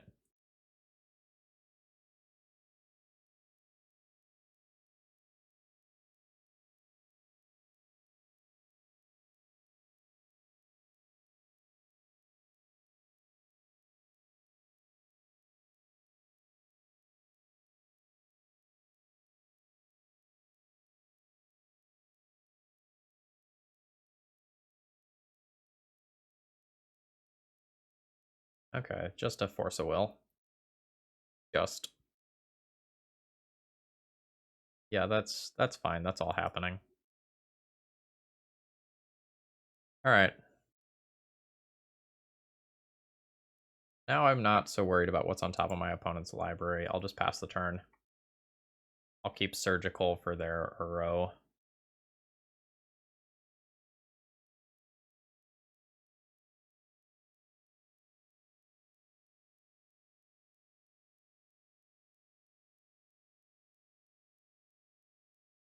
That's annoying enough that I will get rid of this now.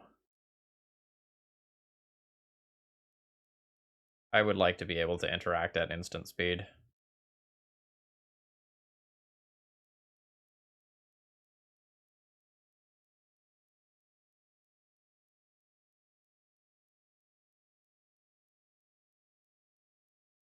No attack there is a little strange.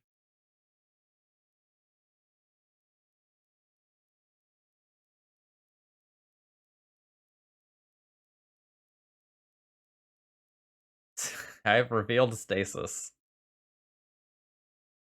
Ahem. Well, that can chill till we get Jorn.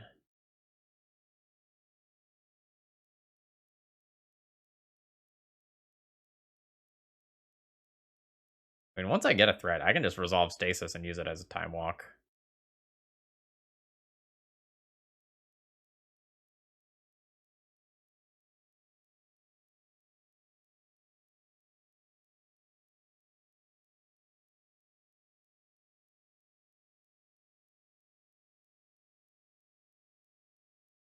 That card is probably very good for my opponent. They've been missing land drops and not making crazy plays.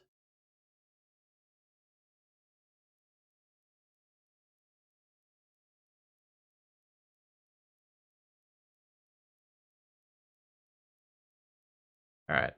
The Storm for Abundant Growths is 3.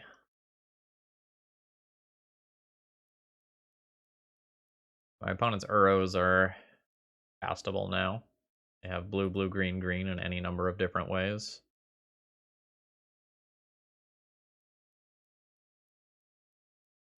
Magic Online, please.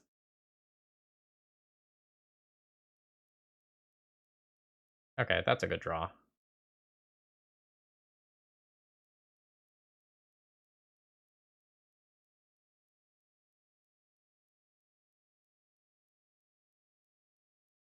Nice.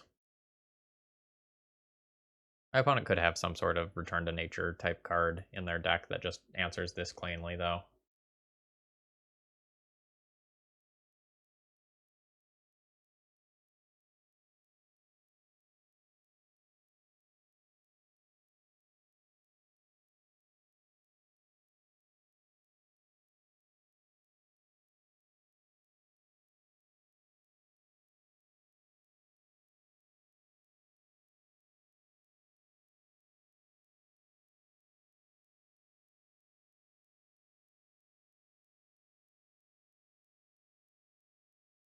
Please resolve. It's so much easier for me to win if this resolves.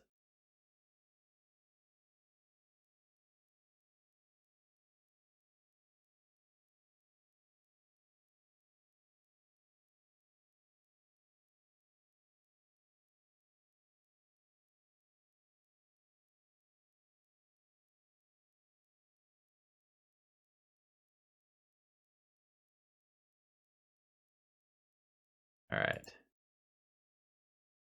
Urogon, Urogon, Urogon.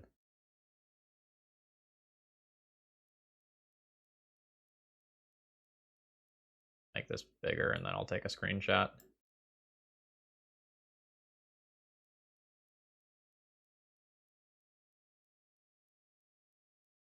Okay, notables.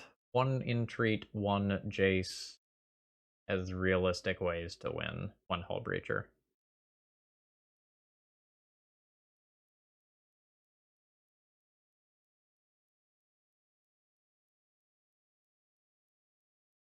I can also just die to a couple of Ice Fangs, like that's something that can happen too.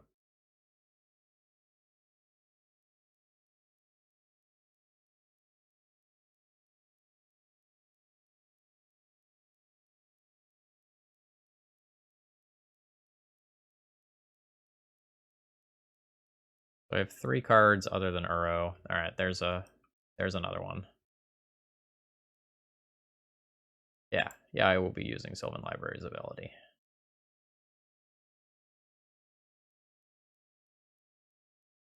Yeah, that's fine. Like, the Swords is going to take Uro. I'll get another card out of it. I have more arrows in my deck. That's okay at the end of the day. I don't think I want Decay. I think I will pay life for a Brainstorm, though.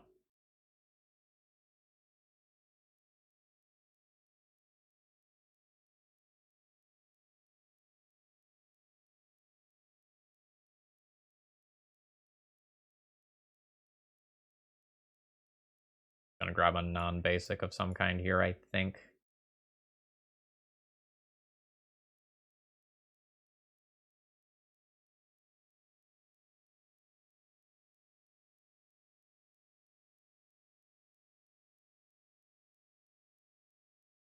Alright, Uro. Get in here.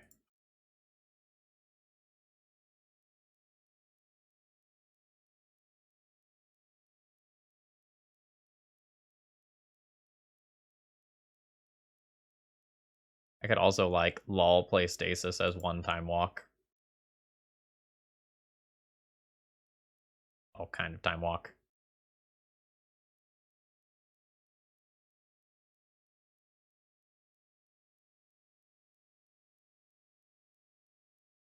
I'm 1 mana away from greatness.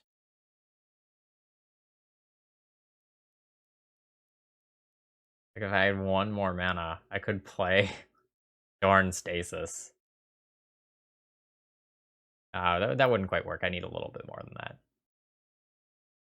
I mean, but I'll play a Jorn this turn, quite happily.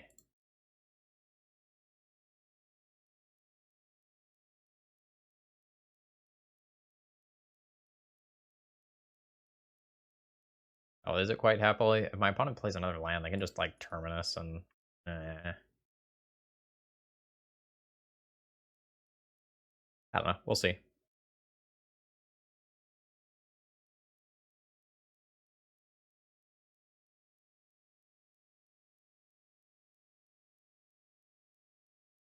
Both Ice Fangs attack. I know what's up. All I'm saying. Good.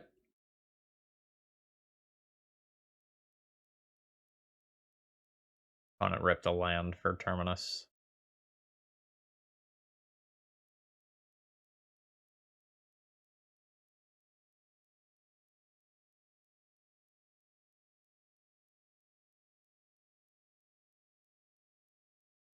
They're going for swords on Jorn. Sure.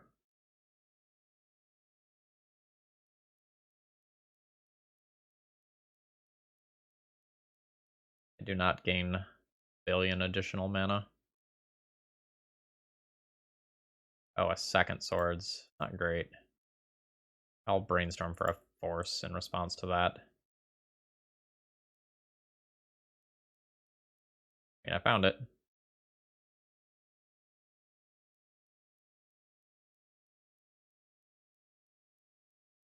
My opponent doesn't have mana for Force of Negation currently.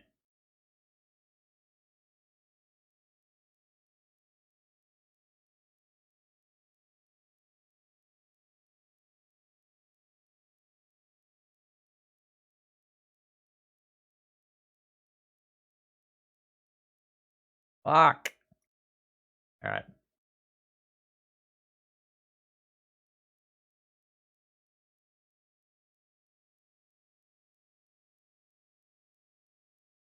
I thought that all was about to work out so well for me.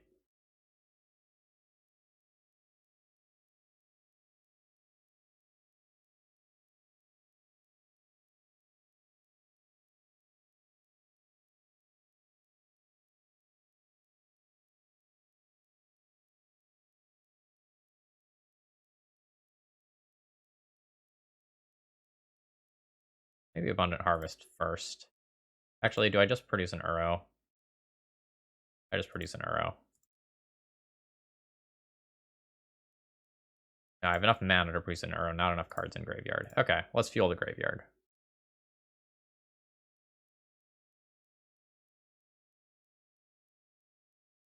New Ponder.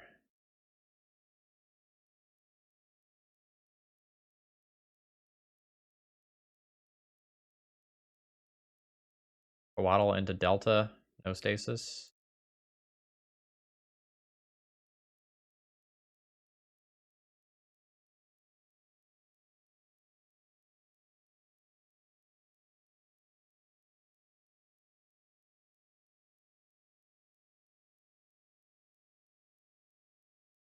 Under, then Uro.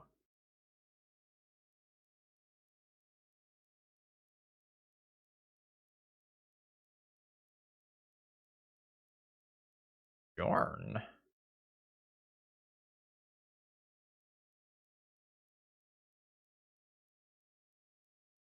I'm tempted by the evil that is Jorn Stasis here.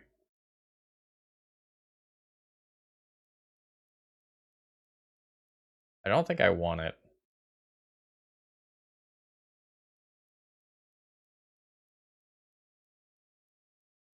I want my Ice Fang Coatl to die. I want my opponent to attack with Ice Fang Coatls and then one of them dies. Alright, I'm gonna keep this. I keep the Jorn. But fetch this. Take a non-basic out of the deck.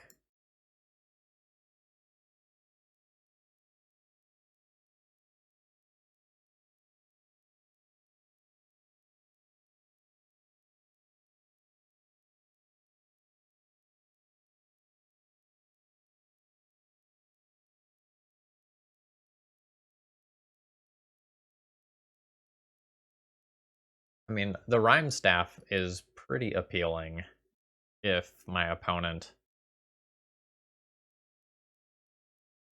kills, actually kills my Ice Fang Coatl. Because then I can just, like, grind with Ice Fangs for a while. Or, like, future copies of Jorn can come back after being countered. Yeah. See, this is fine.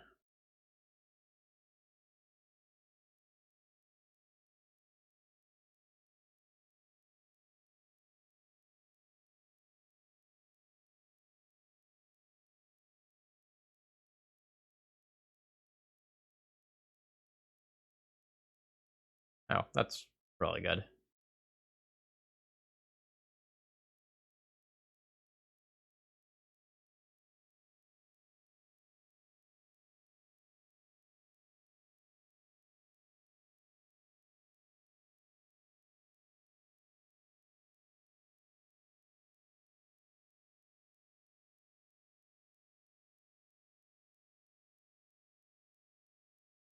Alright, Uro comes back.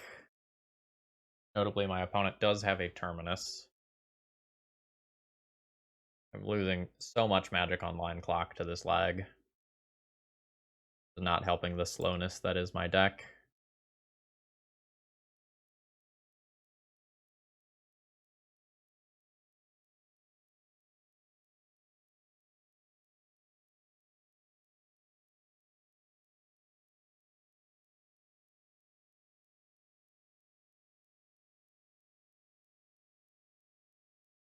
So I think I just hold this here until after my opponent casts Terminus, rather than try to extract value out of it immediately.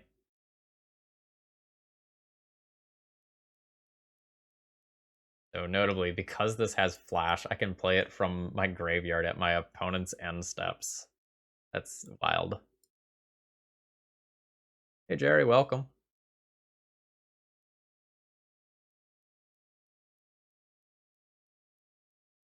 So since my opponent made that in the pre-combat main phase, they don't get to attack with Ice Fang Coatl.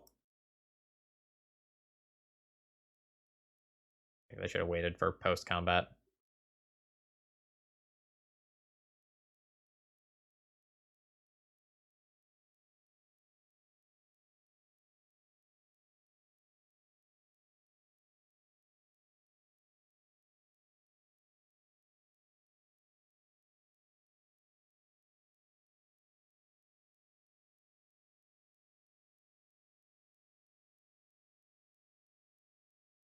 Let the snaking begin.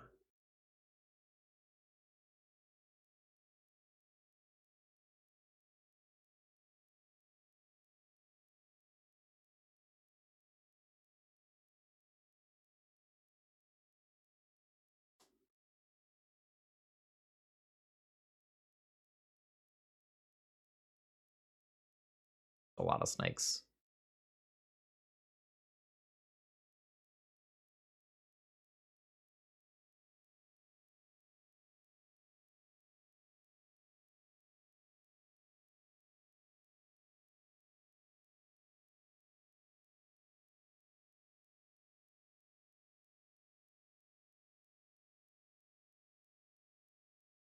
Alright. Send it in. And play Ascendant Spirit, which is a big of some kind. I don't. I literally have no idea how big it is, but it's big.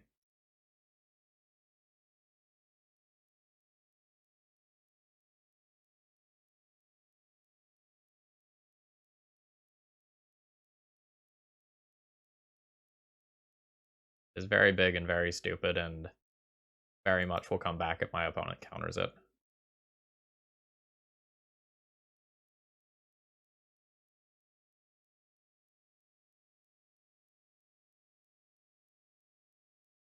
I think I'm just going to hold up mana this turn rather than play the Abundant Harvest. I know that the card's on top. I don't want the card that's on top of my library right now. And I don't necessarily want to crack for mana just yet.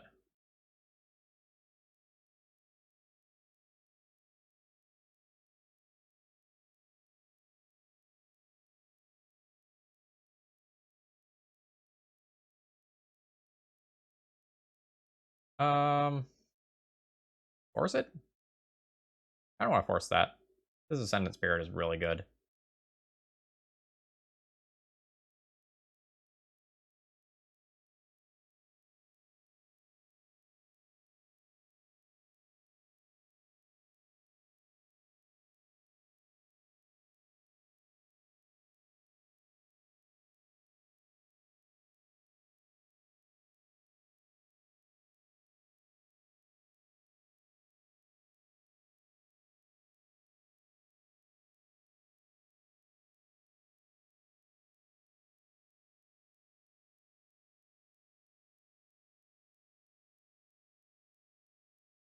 Okay, forced back.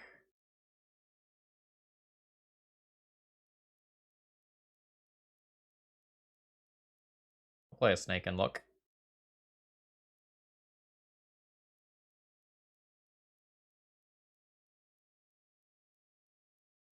Oh, nice, an Uro.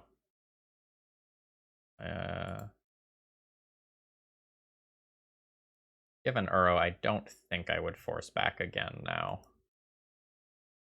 Yeah, especially since I drew another. That's fine.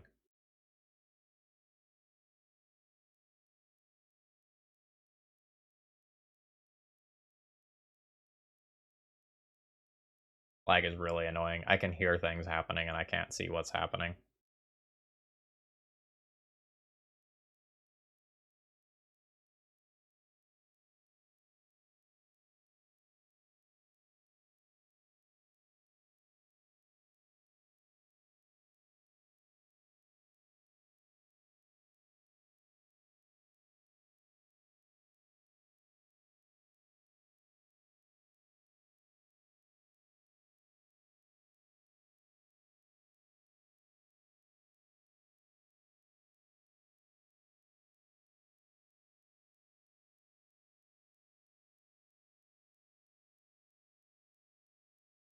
Please.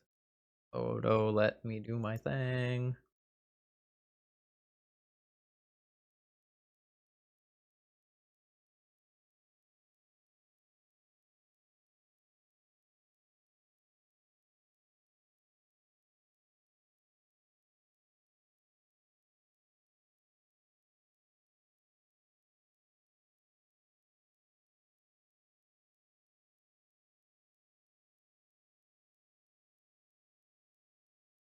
Green, blue, yeah.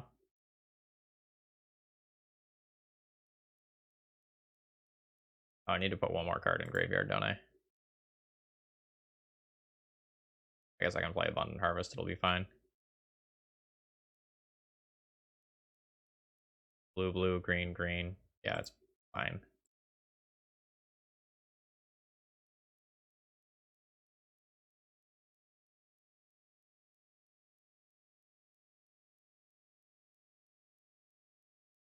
Green, green, blue, blue. 1, 2, 3, 4, 5.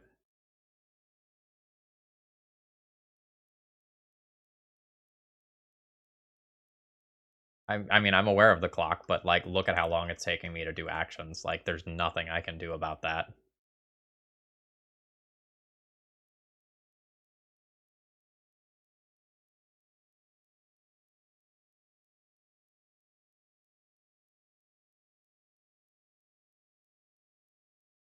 Like, I click on a Force of Will, and it's 5 seconds before I get the next prompt to continue with what I'm doing.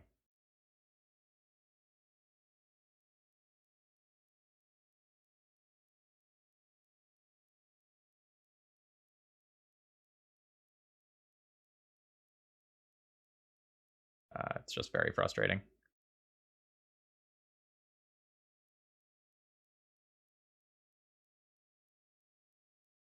I'm gonna be filing for comp on this league. This is insane.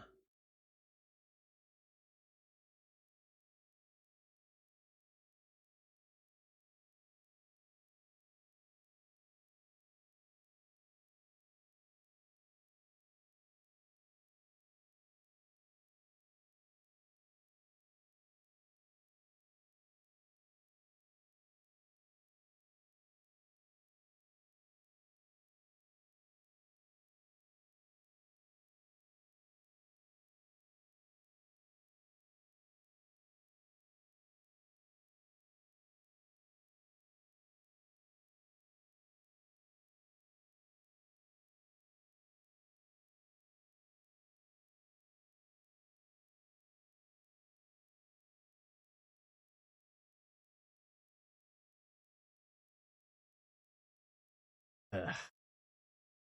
It also just like takes the energy out of the stream when like the program is just running so badly that like I can make reasonable decisions reasonably quickly, and I'm still just going to lose because of the client.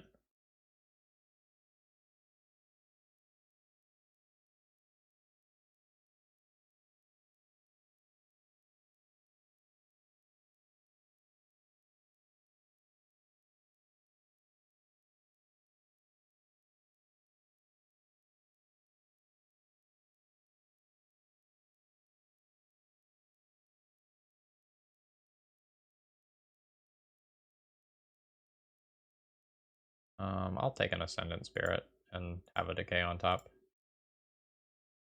It's not the counterspell that I wanted, but I have a decent amount of gas as follow-up here.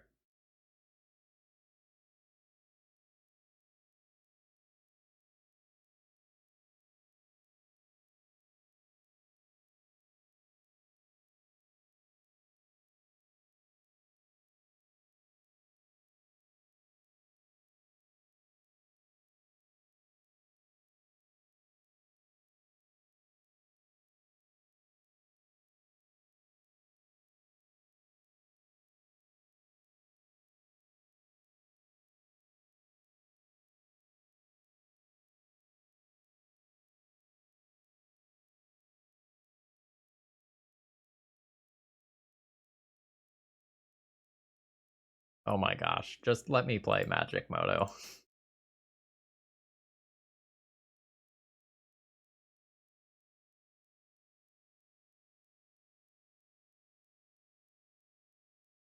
Should have technically tapped with these to do that.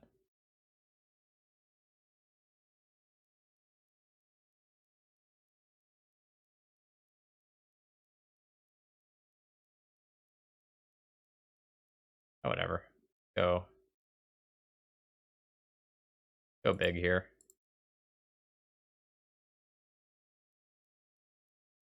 This is not the way that I would play this out if I had more time on the clock. I'm sure that's obvious.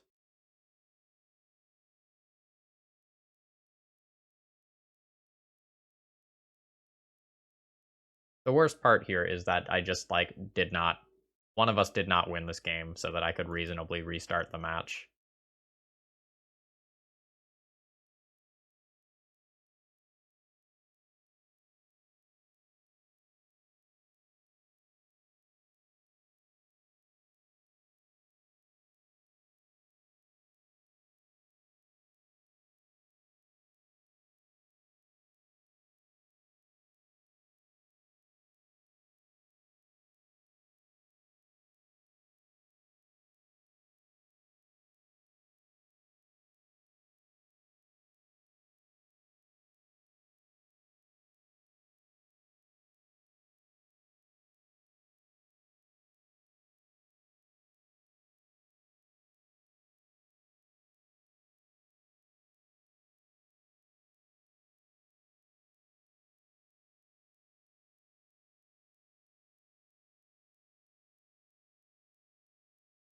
Like everything is just taking so long here that I can't even take optimal game actions and expect to win this game. I guess I'll just attack here and untap my stuff and see if my opponent can kill anything. But I should be able to level up both of these creatures, I believe, fully.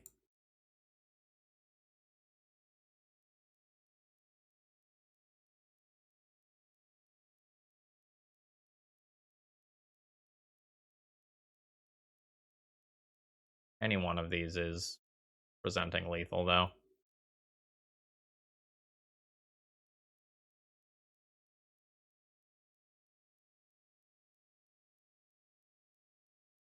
Alright, conceding here. Lag is too horrible. GG's.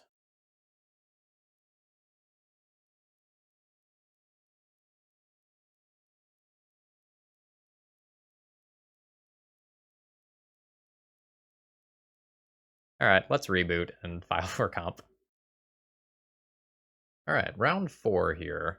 We're keeping this hand a little awkward because I'm going to be putting myself off Abundant Harvest as a cantrip in the short term by fetching an island to play Ascendant Spirit. But, like, let's just get this thing into play. How do I feel about Aethersworn Canonist right now in D&T and Maverick sideboards?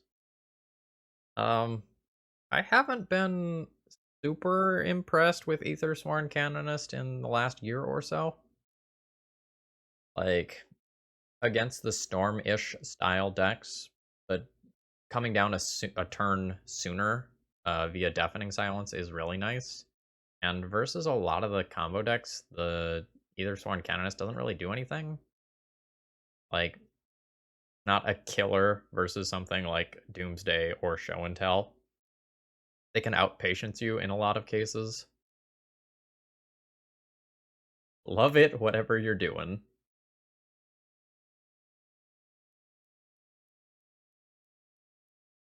It'll be on YouTube next week. So, like,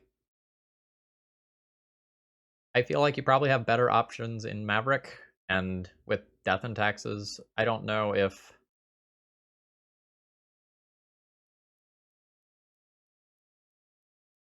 I don't know, when I see Aethersworn Canonist right now, I don't think, oh, that card is going to beat me in many cases. I think that card's kind of annoying.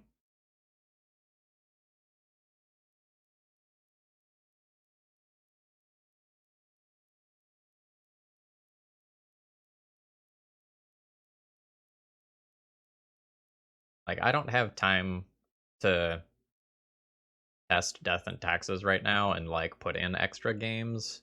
If I was testing Death and Taxes right now, I would be testing things like Hushbringer and all of the various things that do the same thing, because shutting off Thassa's Oracle completely is very interesting to me. I haven't had time to put that idea into practice, though.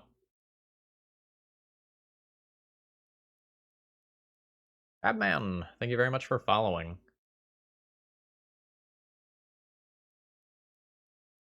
Getting Brainstorm locked here would be super bad. I'm just going to Ponder. Woohoo, very glad I didn't Brainstorm. Land. Land, nice. We'll just crash in for another 2.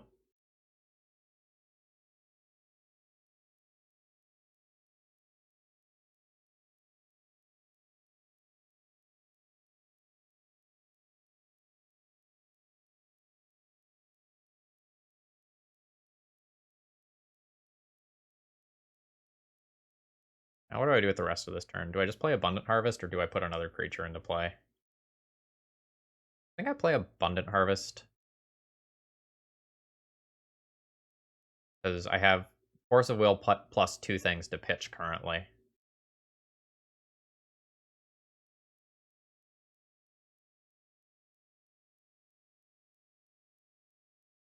Yeah. I really like Abundant Harvest as a card. I think it's very interesting in terms of what it does.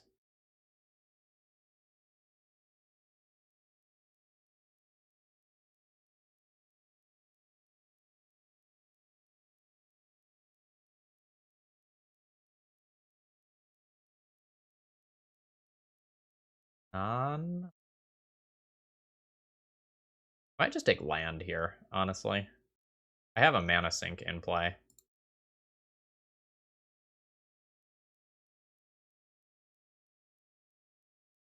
My opponent wants me to give a shout out to Neo Turn Gaming. They apparently have great Legacy and Commander singles. Don't know where it's at, friend, but good luck to you and your store. It is a hard time to be someone running a local game store.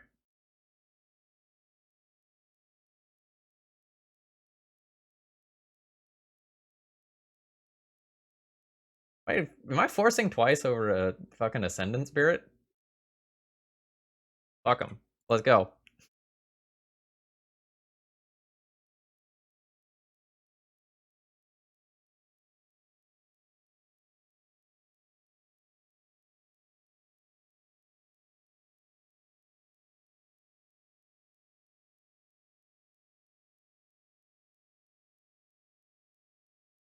Fetch Swords to Plowshares.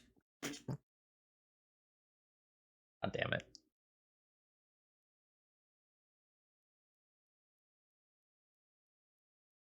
Alright. Well,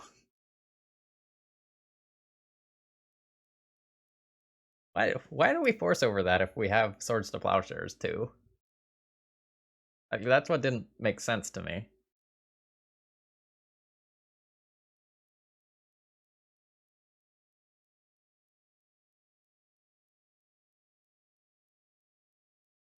Oh shit.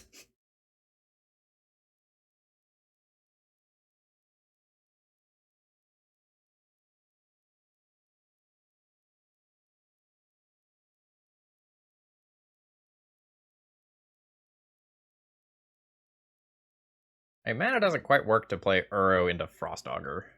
That's fine.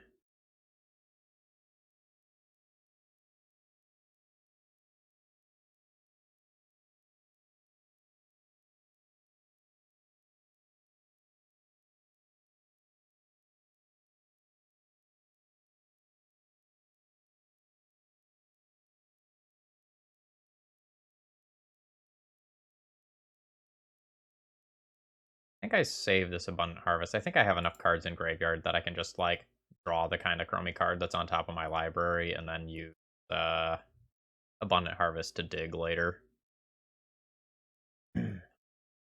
Angels sure are big.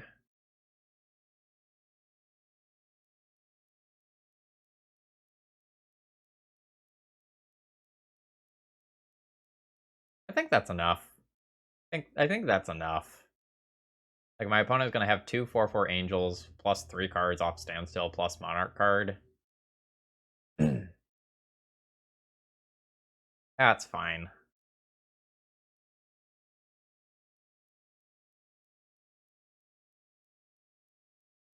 How many courts is my opponent playing? Like, did I just get got by a one of, or is that a multiple of?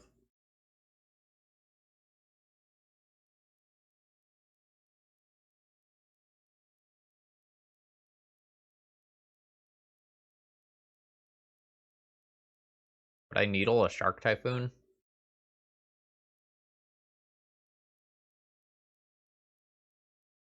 I don't know that I do.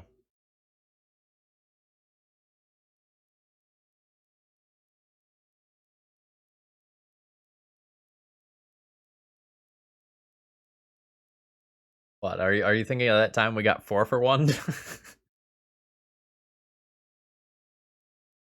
I remember that. Alright, let's go Frost Augurs out and then try to fill in the blanks there. I think I'm going to play Uro. I think I'm going to play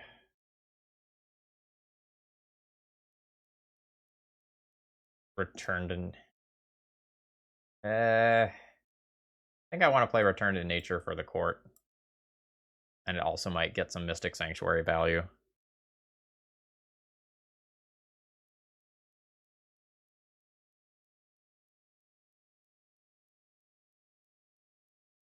I do just think a Stasis after an Uro hits play is probably close enough to Lights Out that I can keep that in.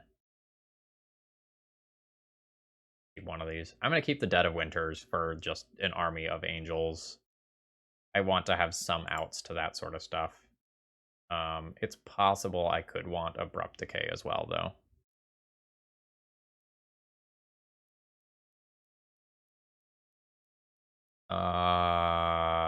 This is fine.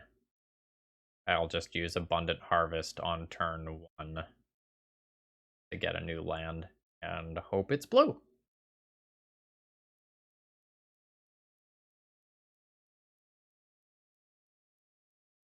Most of my lands are blue.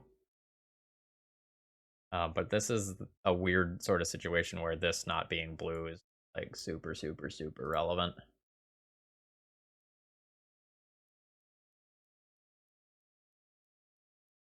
Okay, everything is fine. But Abundant Harvest not being blue does mean that I can't double Ascendant Spirit on turn 2, which I guess is fine. That's something I kind of want to play out one of anyway.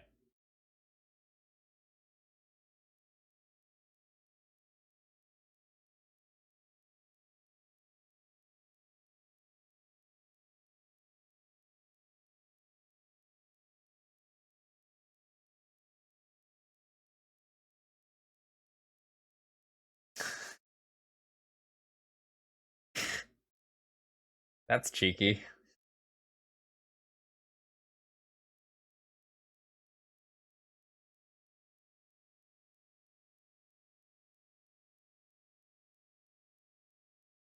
Please don't force me back.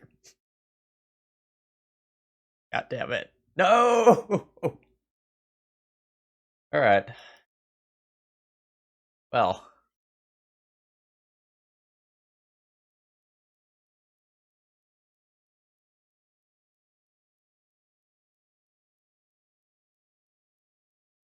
That's a unique way to lose a game. Maybe we'll spike a land and Sylvan Library will bail us out.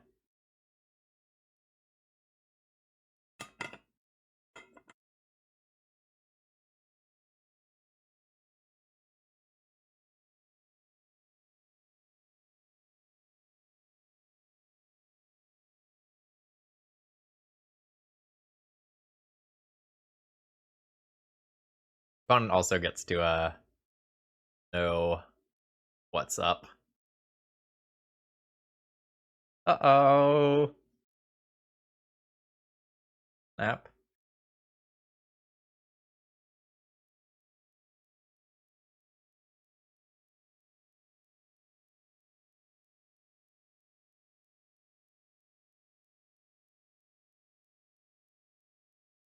I think I'm likely just dead if my opponent plays a standstill.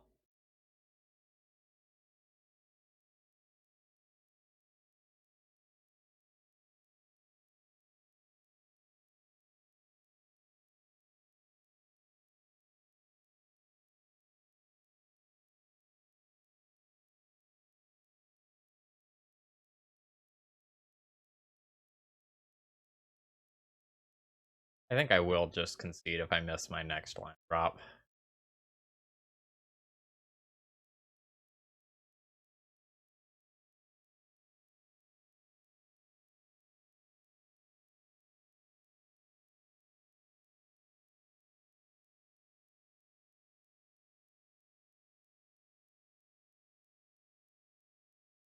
Yeah. Well, I could just play draw go with my opponent and hope that they don't have a threat. And if I can start making land drops, maybe I can get myself back in this game. Like maybe they just have to discard some cards. I don't mind discarding right now for Uro purposes.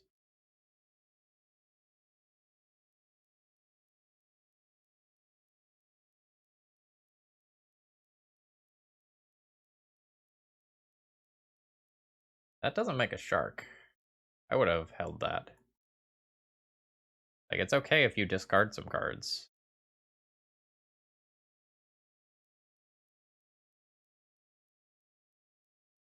Both sides tried hard.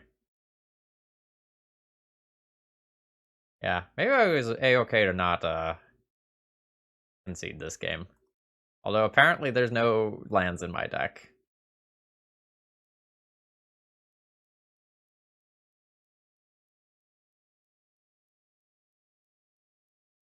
No one gets land drops ever. I deck before my opponent does.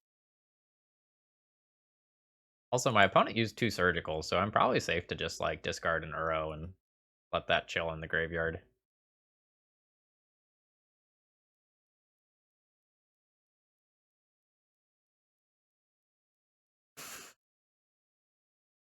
What is this?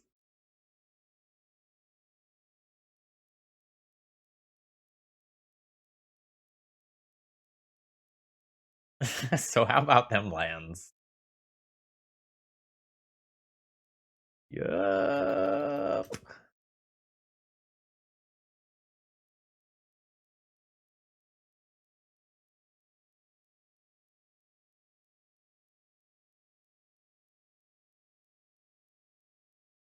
Lay claim.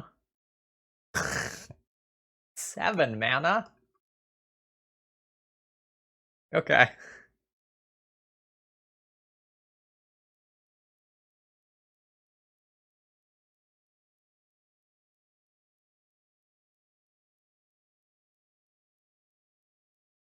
Uh, this game is special.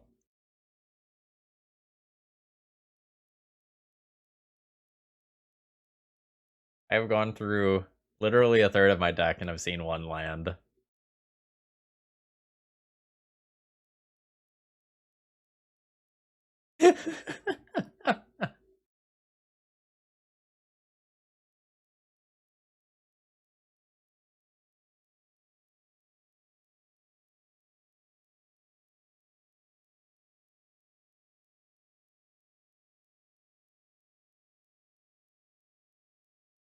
Alright, my opponent now has a 1-1.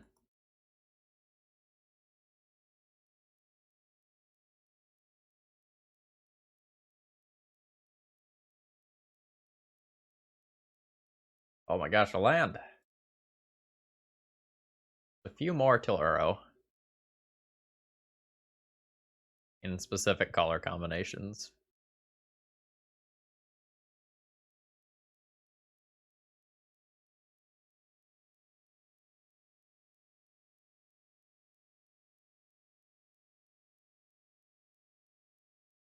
Nice.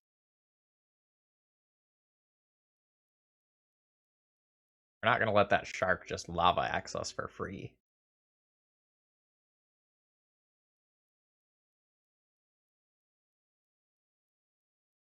Okay, that's the second lay claim that I've seen from our opponent. That is commitment.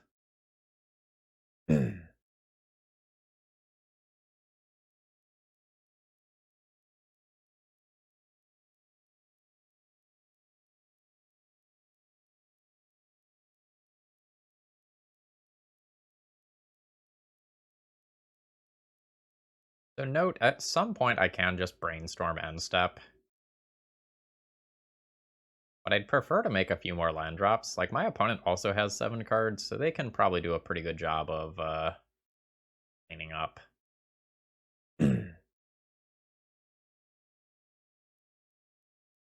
Alright, so I think I'm gonna go to my opponent's end step, cast a brainstorm,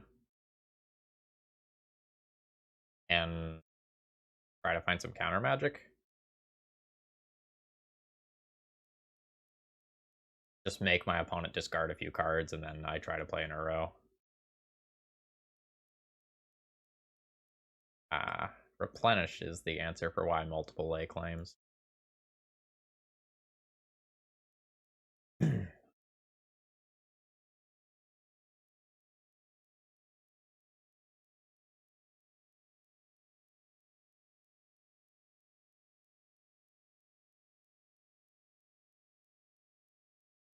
Sure, I'm totally good with you brainstorming.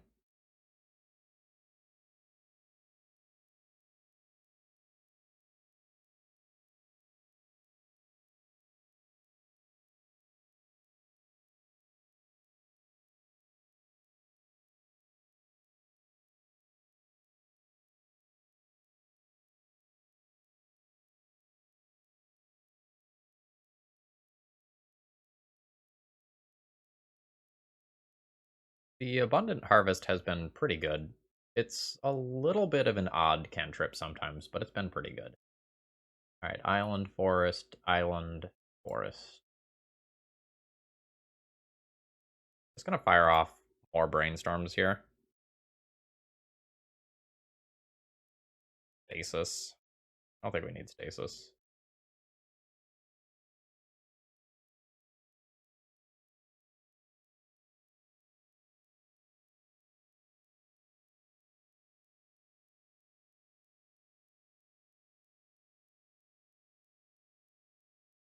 My opponent discards 3 here.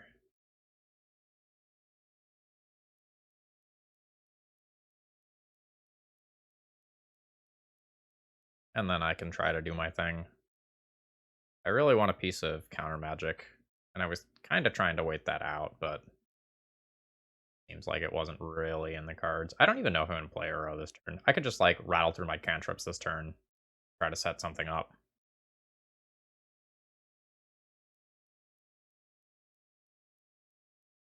I actually think I'm going to go ahead and do that.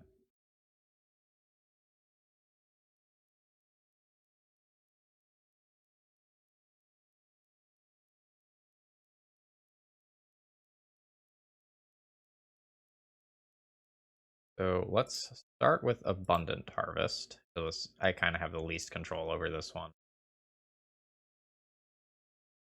Cycle that into a new non-land card. A Jorn. Can't cast that this turn. In that case, let's go ahead and brainstorm. Then I can ponder shuffle some of this stuff away. New Jorn.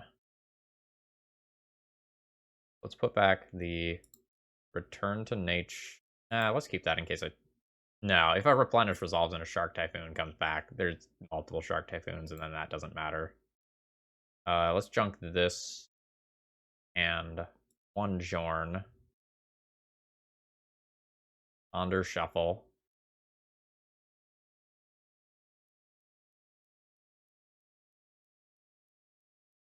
Ponder.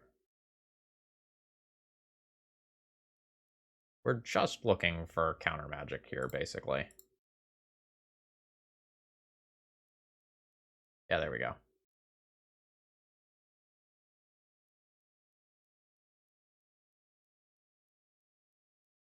That's fine.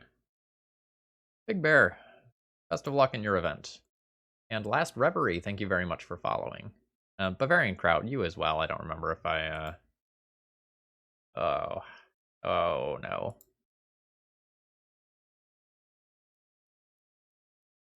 That's a card that will beat me as well. Just Shark Typhoon every turn forever.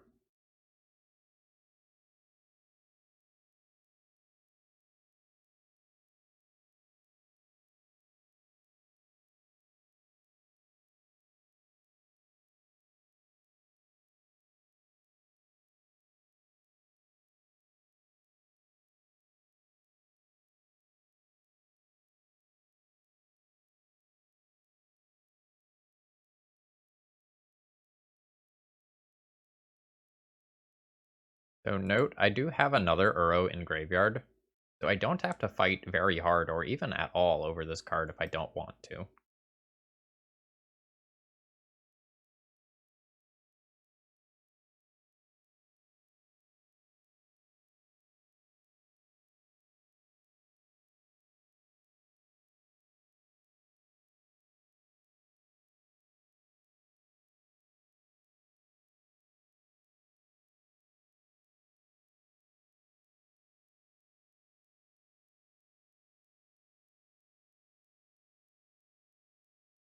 Nice. Now I think it's the Rhyme Staff time.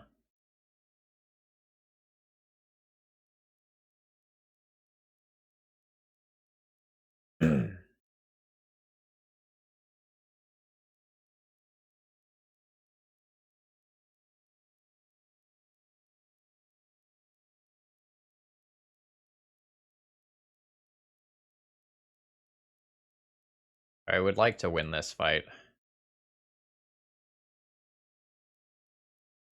The ability to repeatedly Ascendant Spirit and Ice Fang, in addition to repeated Uro, very strong.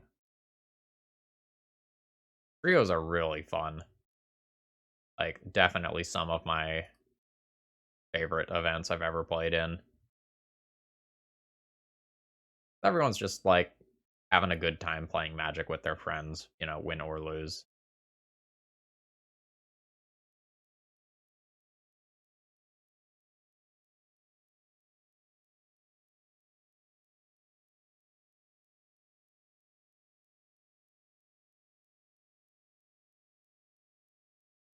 It's also nice because, like, when you get one of those, like, 20% matchups, You can just let your buddies know and say like, hey, I'm gonna lose my round. Try to win.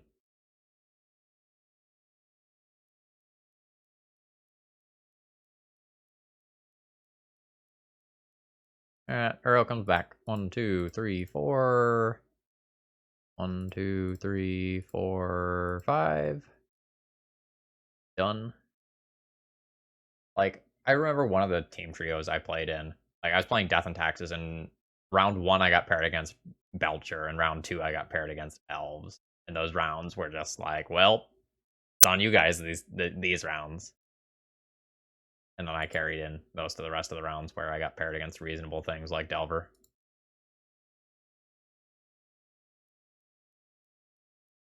Alright, Uro's in play. I need to get in the habit of tapping these. I'm so used to like leaving these open, but because of Ascendant Spirit's activated ability, it totally matters whether or not I tap those. Guess let's go Library next.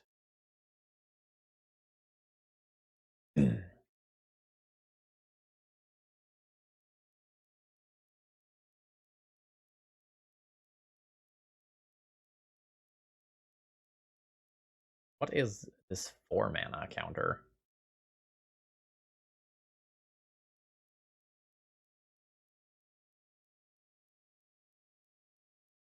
I think I'm not going to play out Ascendant Spirit. I'm just going to hold up, Return to Nature, and Force of Will.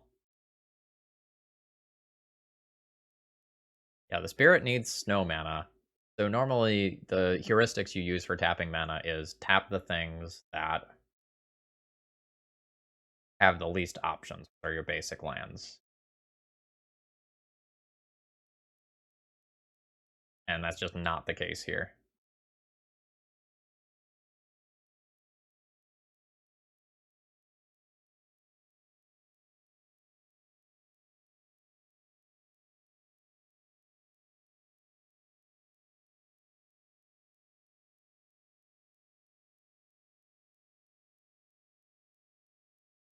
You do not get to be the monarch.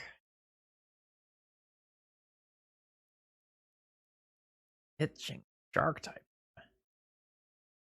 I mean, I guess we're fighting today.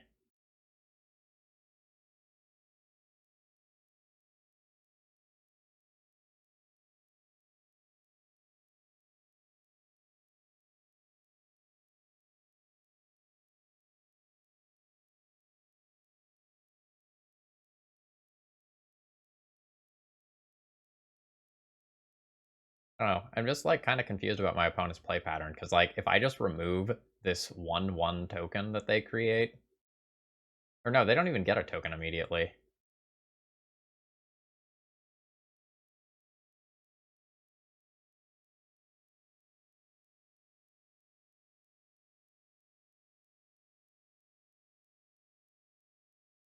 I think I'm just gonna pay the life to get through these.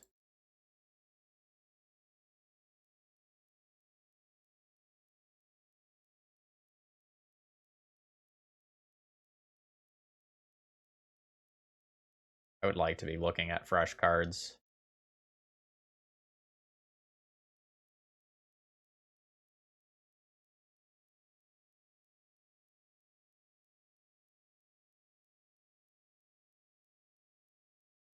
Yeah, like now I'm the monarch. You get a 1/1 token.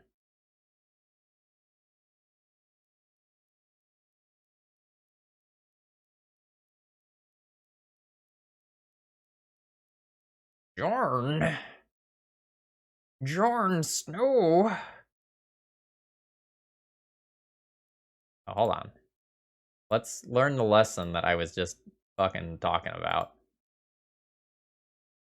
And actually tap my non-snow mana first.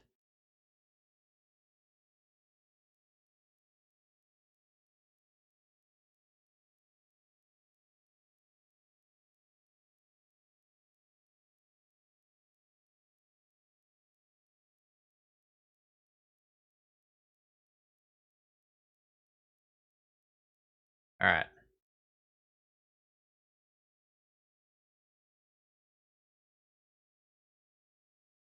Now I have 2 threats in play, making me better against like Court of Grace just creating a chump blocker. There'll also be 2 lethal-sized threats, and I get to leave open Flusterstorm through all of this. Although, I don't know how much good the Flusterstorm is actually going to do.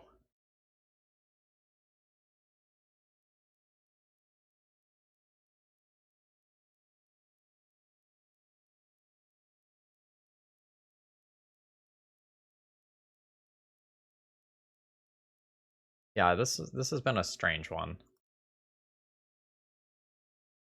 This is still that game where I was, like, thinking about conceding because, like, my opponent had a standstill and I had no lands, right?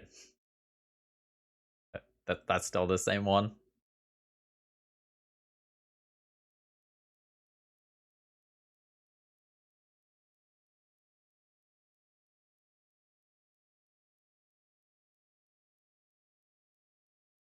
This whole level up at instant speed thing is totally weird.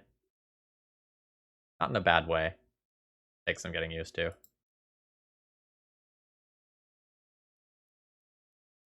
Alright, my opponent has thrown in the towel there. I do have 2 lethal threats, backed up by counter magic. That's fair.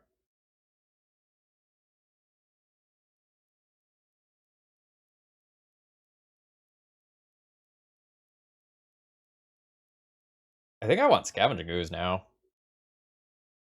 I also think Pithing Needle for Shark Typhoon becomes more reasonable.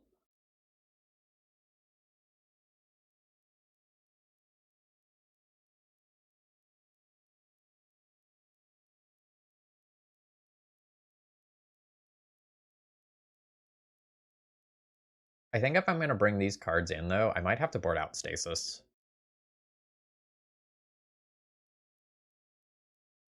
I hate that I'm continuously boarding out Stasis. Like, I want to assemble this Stasis Jorn thing at least once. But it feels like the weakest link here. I can just slam Stasis when I'm ahead with Uro and, like, that wins, but I think I need these answers to what my opponent is doing. Maybe Flusterstorm is medium.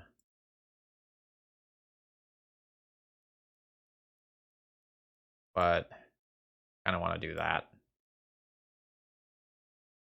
Damn it, Stasis. You need to do your thing in game 1.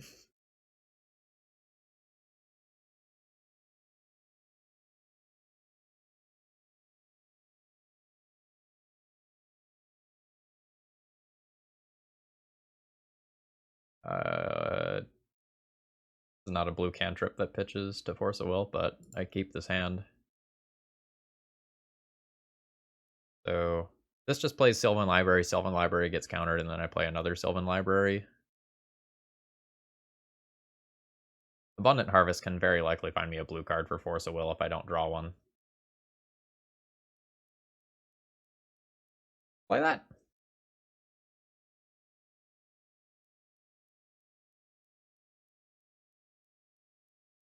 I'll just play that.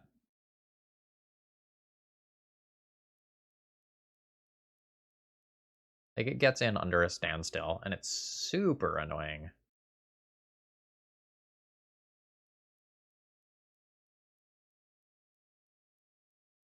I don't think I level it up this turn. I think Sylvan Library is too good to not play.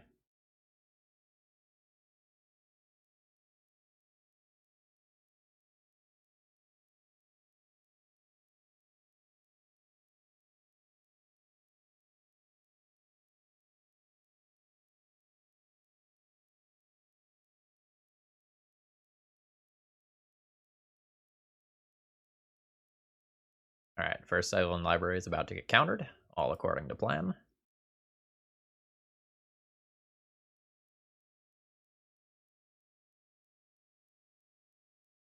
think I'm going to pause here for a second, like I'm thinking about whether or not I want to counter, and let it resolve, because I can't actually counter it.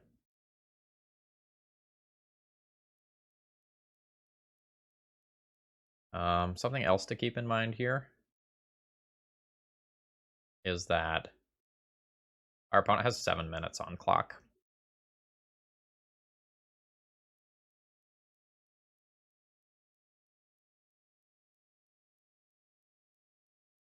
Yeah, so this standstill did not work out well for our opponent last time.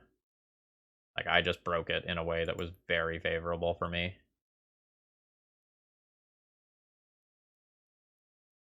My opponent pitched one Shark Typhoon already. Oh no, opponent, are you missing? You missing land drops already?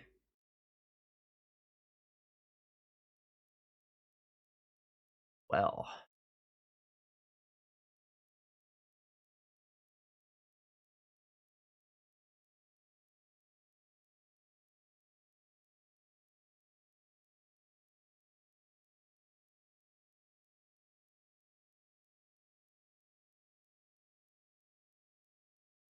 yeah, I'll make a whole bunch of land drops here, very happily.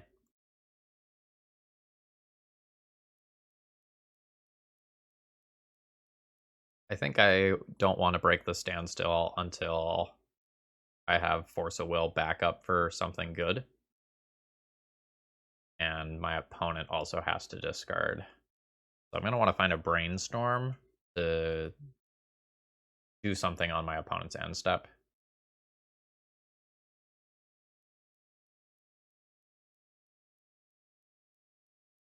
CC Ant-Man, thank you very much for following. Hope you're enjoying the content.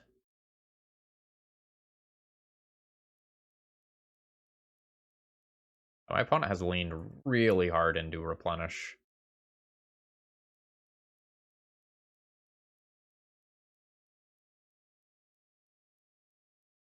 Botanical Sanctum. Interesting.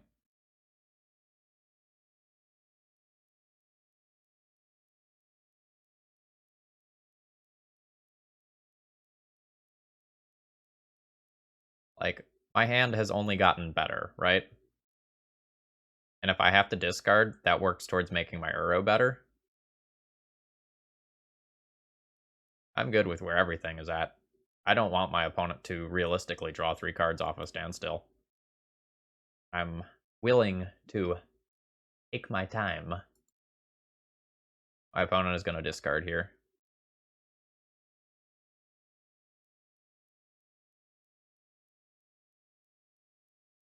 Abundant Harvest isn't blue. It doesn't pitch to Force of Will. We can get rid of that here. I do think I start to thin some lands from my deck here. Apple Pies, thank you very much for the raid. Hope your stream went well. We are playing with a Jorn Snow deck currently. And it's a grind.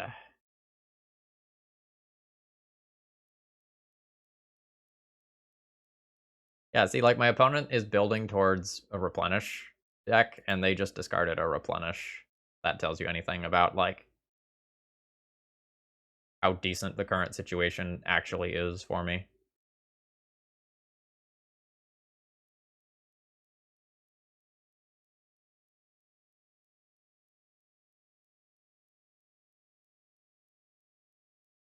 All the way.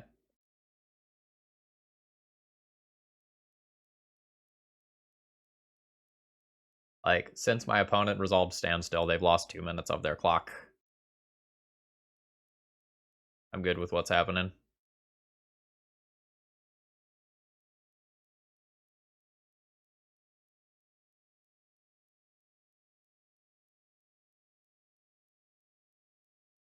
I think I'm actually going to pitch Sylvan Library here.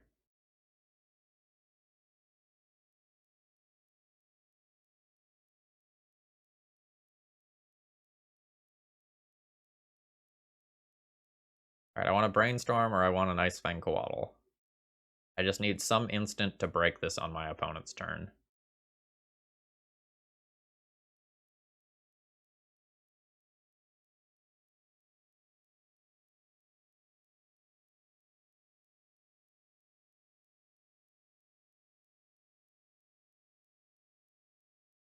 All of Heliod's Generosity. That's quite good. That puts some degree of urgency into my step.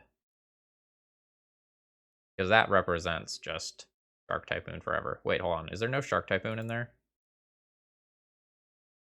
There's no Shark Typhoon in there. There is a Court of Grace, which is pretty annoying, though.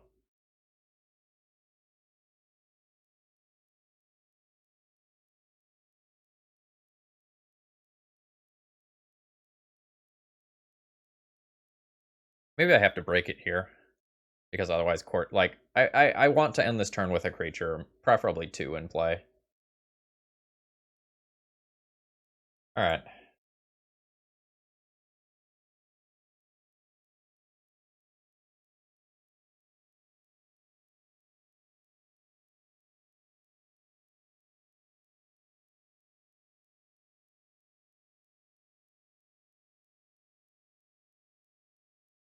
Yeah, that's fine.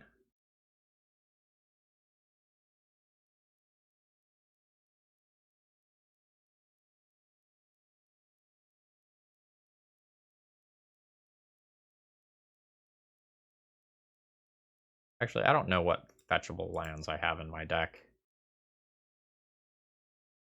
I have 1 Underground Sea left after this.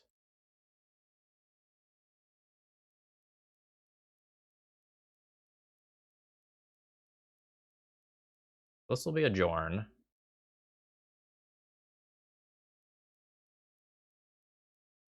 Alright, that has resolved.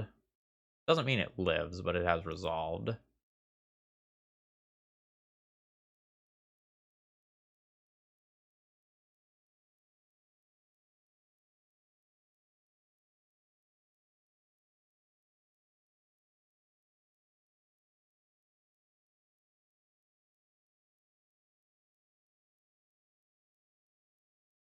Backside says play, specifically.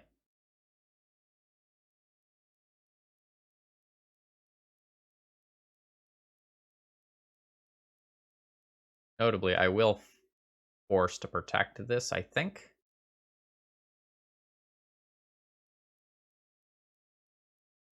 Although, I don't know. Maybe I should only force win conditions from my opponent.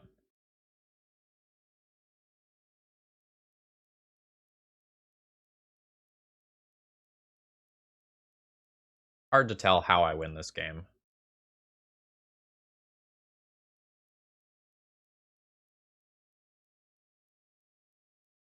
That's fine.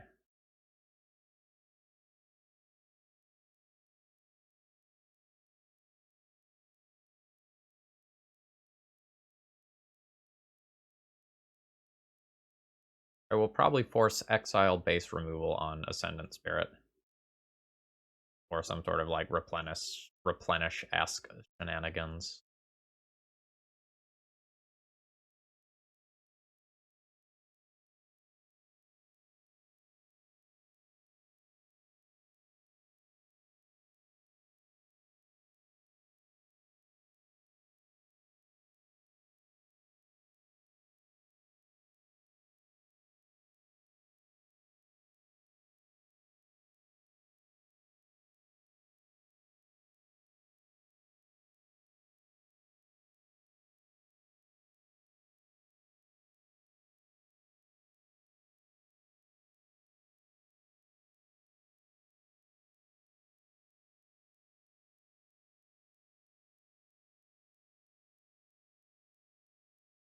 Alright, nice.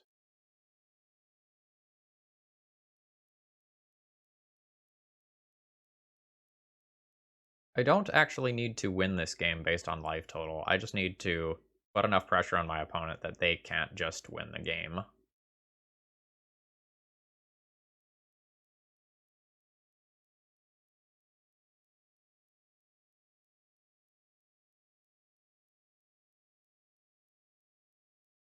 The Teferi just bounces this creature. It does shut off my Force of Wills, though. That's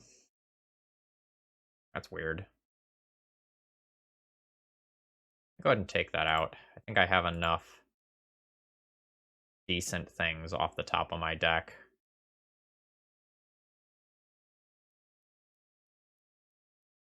It seems batshit insane to me that they did not fight over the replenish. I do not understand my opponent's play patterns.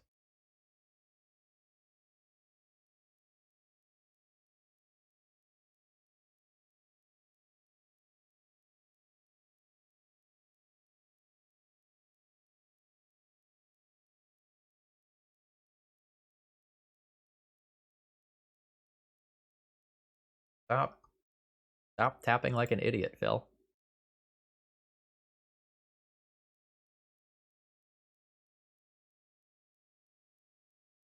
Another Ascendant Spirit. That's fine.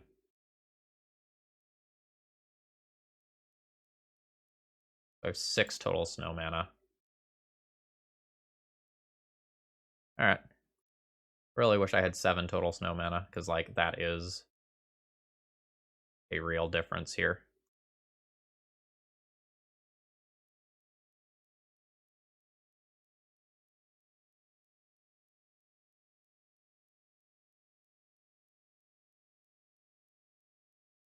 Could do that on my turn.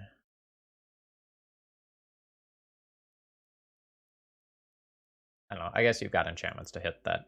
Doesn't make sense for you to do that on my turn with.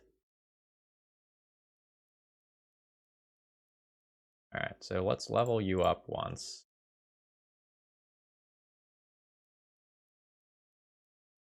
Level you up a second time.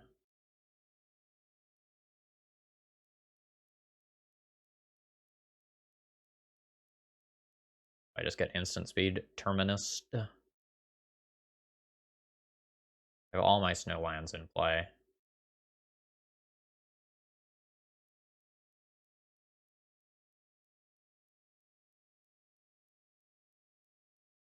think these are just going face. I am fine with the Teferi staying in play and being something that my opponent has to click on.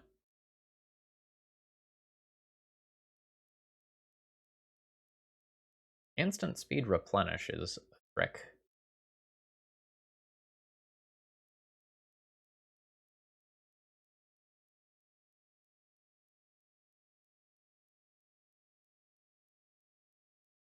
That's a lot of stuff.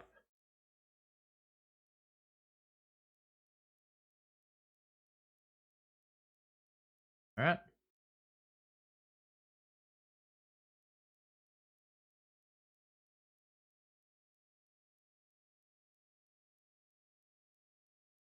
Now I have given my opponent a creature plus Court of Grace. They awkwardly became the Monarch on my turn. I expected my opponent to have two copies of Replenish, not 3. Super unfortunate. I do still just have 28 life.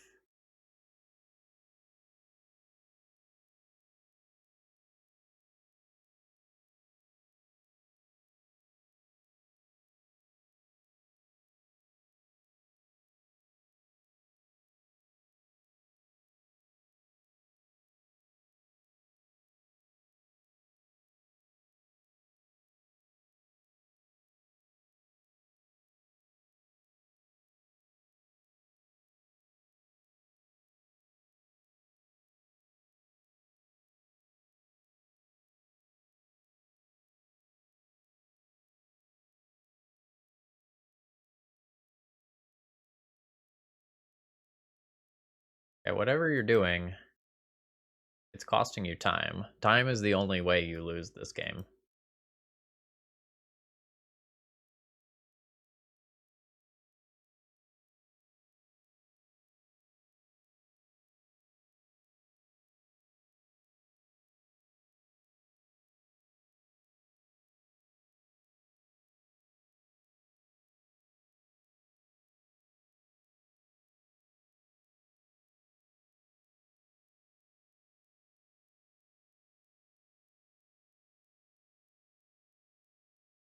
Yeah, I don't think you have time to be activating Teferi.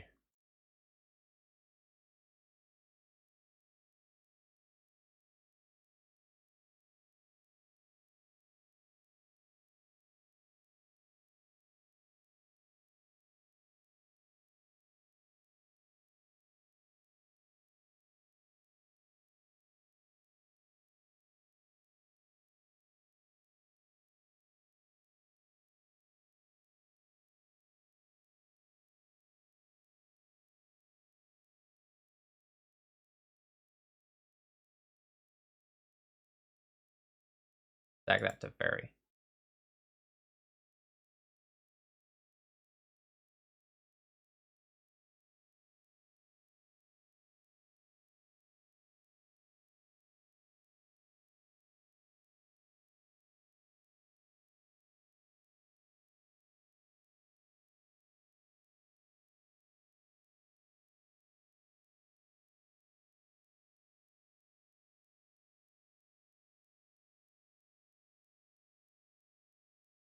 That's not how you like to grind out the games there, but sometimes you got to do it. Like my opponent very clearly had the win there. I also think they had the win if they played a little bit more patiently in some spots. Like I did not understand their counterspell battles. Like I was fighting in spots where like it seemed to me like they don't obviously have like they obviously have nothing if they are countering over this, and then they would counter something later in the same turn. Um, I don't know. I had a very hard time getting a read on my opponent this round. Okay, I'm going to be keeping this hand. We have a whole bunch of cantrips. We're potentially playing against Doomsday, so I can use my cantrips to try and find a counterspell.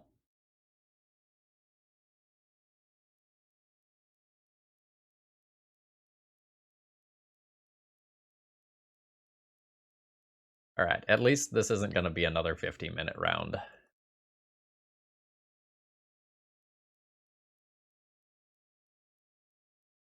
Alright, Ponder, look for counter magic. Not counter magic.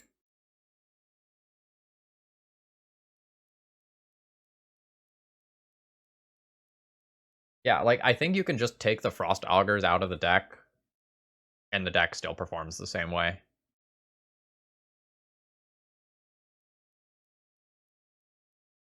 Like, the Ascendant Spirits are legitimately a fine card. Like, I am not embarrassed to be playing that card, but I'm embarrassed to play Frost Augur. We just have not had time in most cases to actually try and activate this and be cute with Jorn. Brainstorm first. Okay, that's a shit ton of land.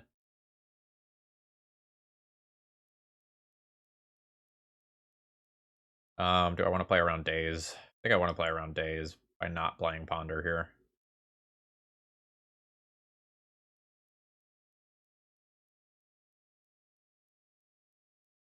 Yeah.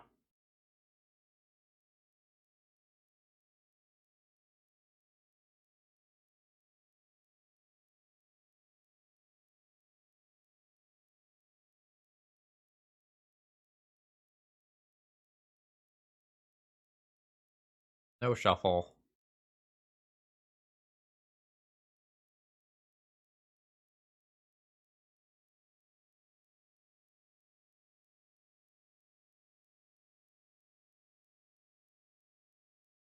Just fetch out another island here. I'm not going to need black this game.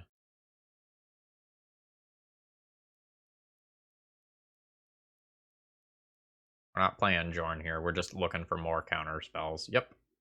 Yep.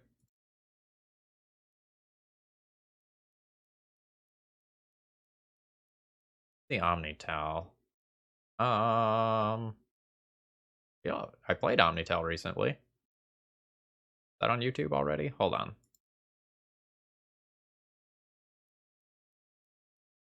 Maybe that's one of the things that's uploaded to YouTube and just isn't live yet.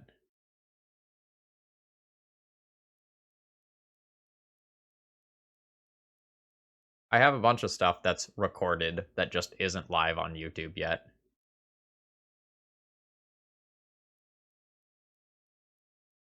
Yes, Omnitel is tomorrow's deck. It'll go live on YouTube at 11 a.m.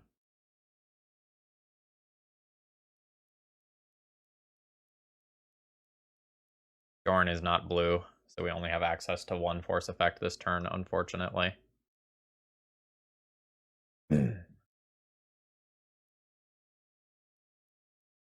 Alright. So my opponent gets to resolve a Doomsday here. They can probably resolve a Doomsday that very easily beats a Force of Will effect. Because Cavern of Souls is a card that exists. For the YouTube folks, I'm just going to pause the video until they're done with their piles. Okay, my opponent has resolved their Doomsday pile. I will resolve a 3/3.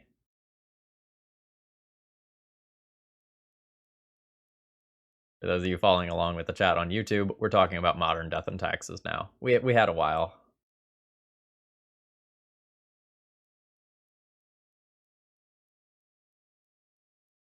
Those poor Modern Taxes players, they've been through a lot.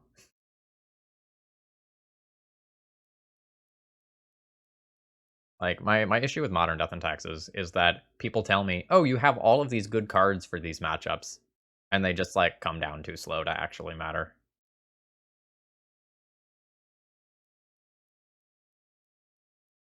Do I counter this?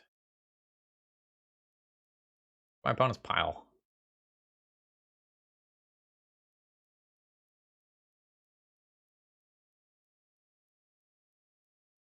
Land, Dark Ritual.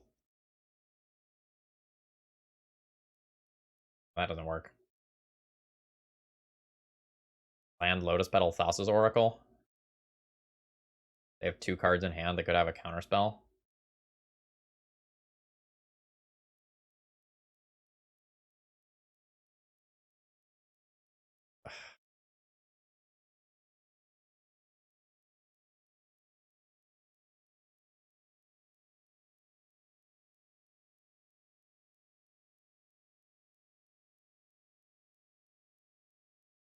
I'm gonna counter this.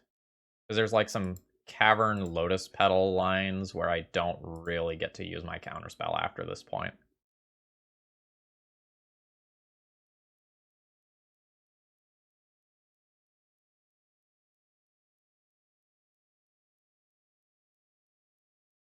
I'm going to fetch a forest purely to thin. I just need to hit another counterspell here.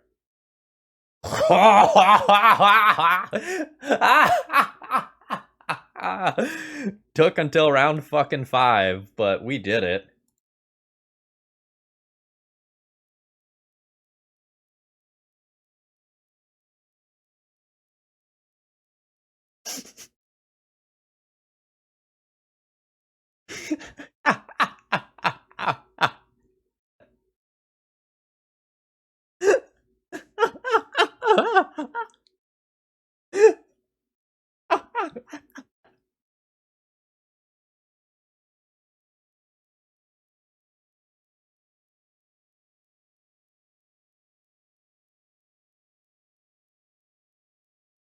The scary thing is that that land being bounced may allow them to still win.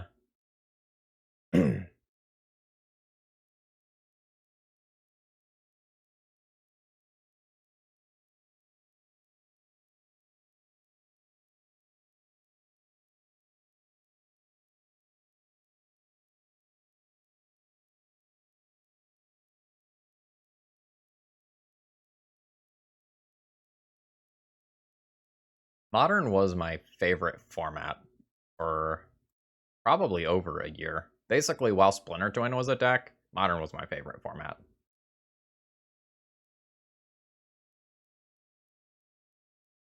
There is no justice in the world. There is only hatred. And Doomsday. Doomsday's bullshit. It beats Stasis Jorn. Nothing beats Stasis Jorn.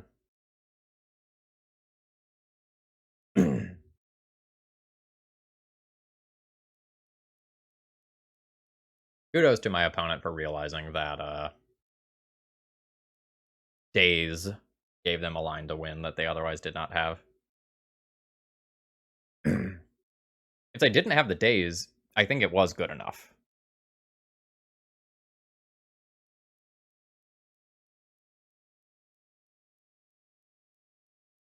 Alright, let's do this way. What needs to come out? Frost Augurs need to come out, and Dead of Winters need to come out. So that's at least 6 cards that I have to bring in. Cluster Surgicals.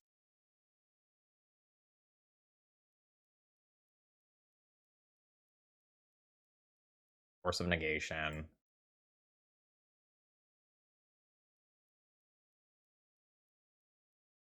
I guess technically Collector Oof.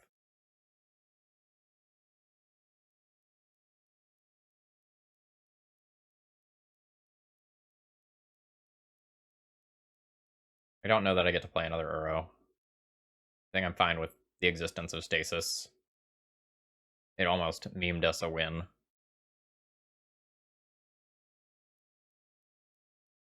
No, Needle doesn't stop Petal. Needle can stop Street Wraith or Edge of Autumn. I don't know that I get to board that in, though.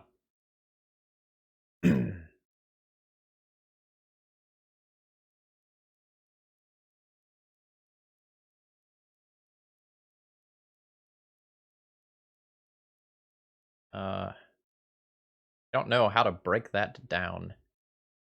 Harold Daradio, thank you very much for your support. Very much appreciated. Hope your night is going well. From here, I don't really know how to board. Like, I can try to mise wins with something like a back to basics, or I don't know. Let's play an ooze just as something that I can turn sideways.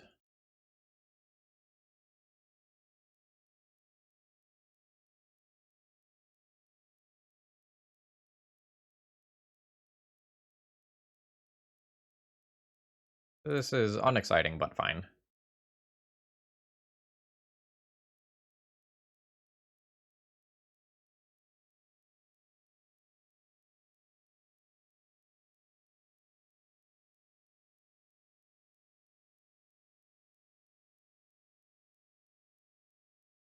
I boarded 4 blue cards out. I boarded in at least 2 blue cards. My Force of Will count didn't really change much. I boarded in Bluster and another Force of Negation. I don't think I'm dramatically dropping for Force of Will.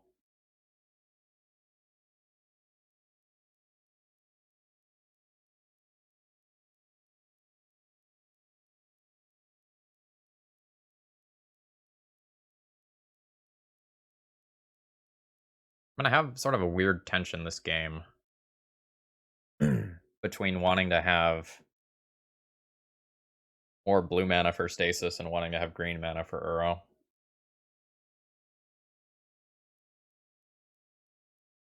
And wanting to have, like, snow versus non-snow mana. Surgical Extraction. That will be nice after one counter spell. Basic Forest can go back and...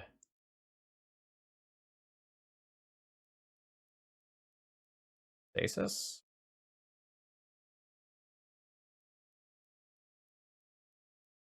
Or do I just keep Stasis and try to Mise a win with it? I don't think I can do that with the resources that I currently have.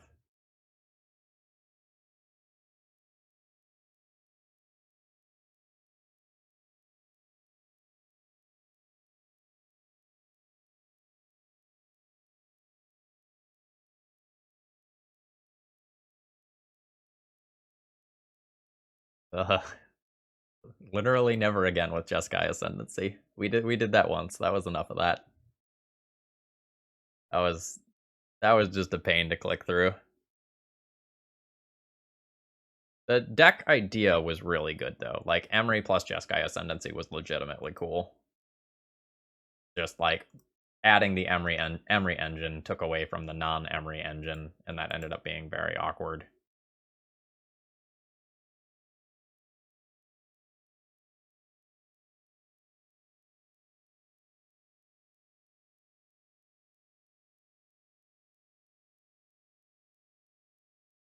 I think I'm going to get got by Daze if I just play Uro.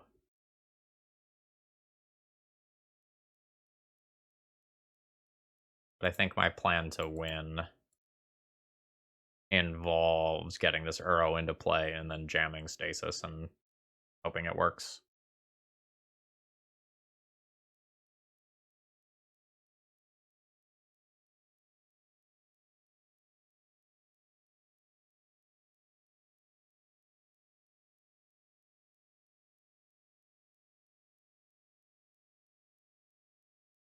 Assuming I can get this Uro into play, I do like my situation. No. I need double Force of Negation here.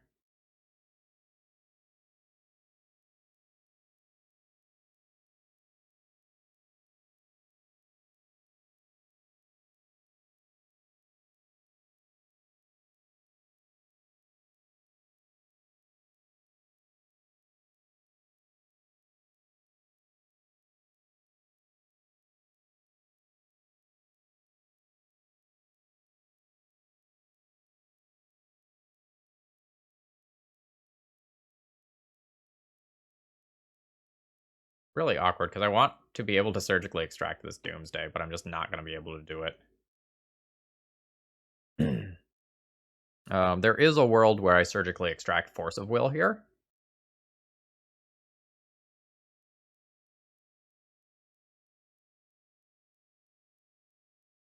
I think I'm going to go ahead and follow that world.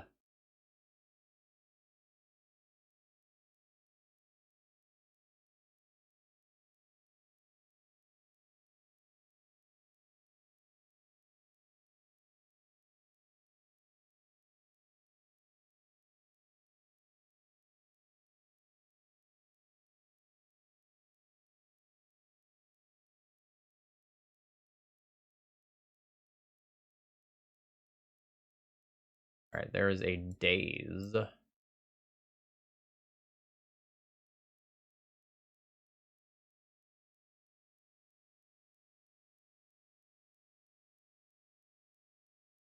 I guess I should take a screenshot of this. We're fighting for our 50 play points back.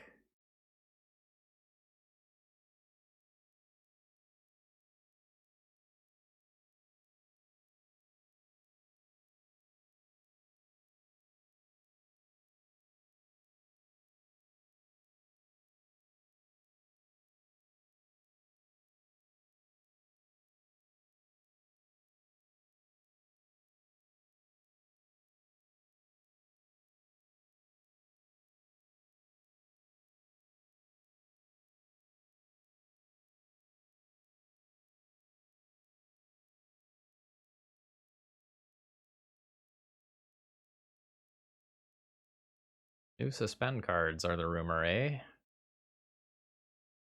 Will be good for meme decks.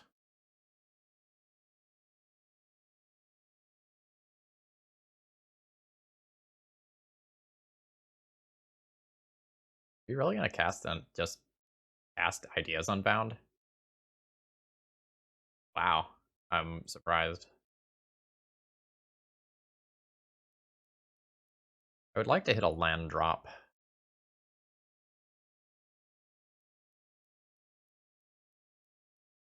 I'd also like to see my opponent discard Daze.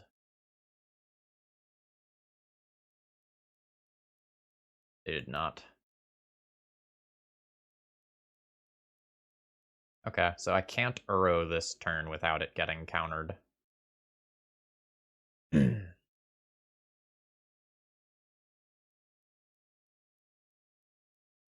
I good with that?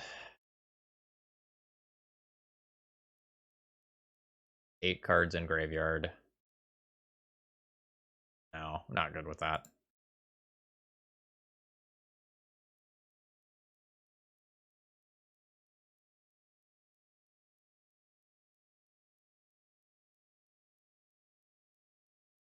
I can maybe just make something that is large enough that I can maybe beat a Doomsday that doesn't kill me immediately.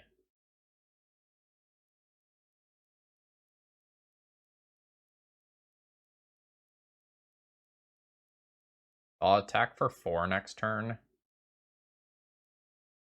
That'll put my opponent to 13. I can attack for 6 the following turn.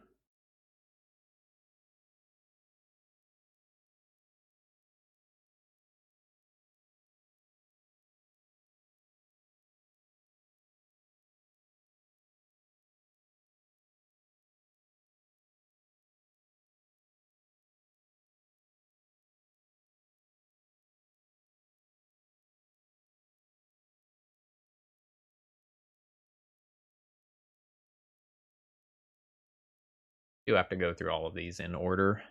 Those have that figure of destiny, you know, if it's this, then you can do this sort of thing.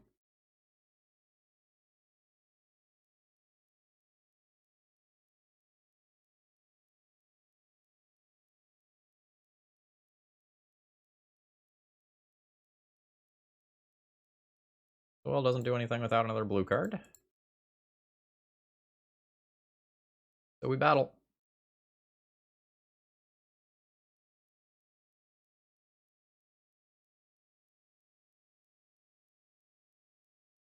Electro Balance does fairly well. That's legitimately impressive.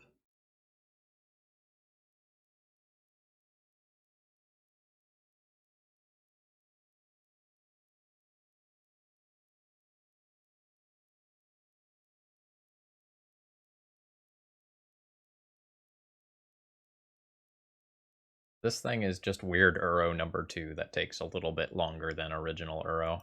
Uh-oh. YouTube folks, I'm going to pause the video for you again. Alright, let's see if my opponent can win this turn. The remaining card is Daze in hand. I know that. I don't know how they can win off of one card. I think we've got it.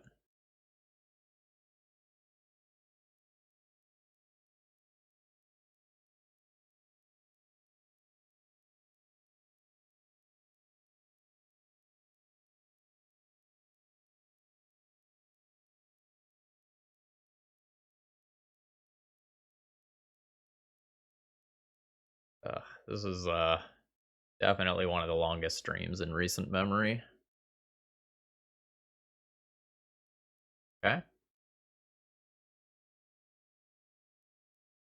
Oh, I see.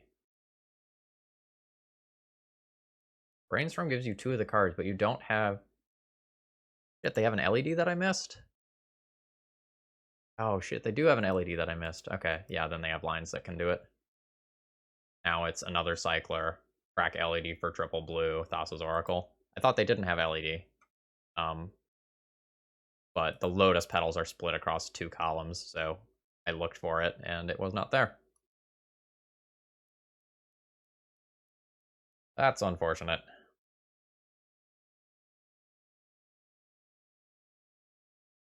Alright. Overall thoughts on the deck list. Overall thoughts on the deck list? We not go to the collection tab anymore? Alright. Oof, well at least it's over. So Jorn was an okay legacy card. Not good, but not embarrassing. Frost Augur was embarrassing.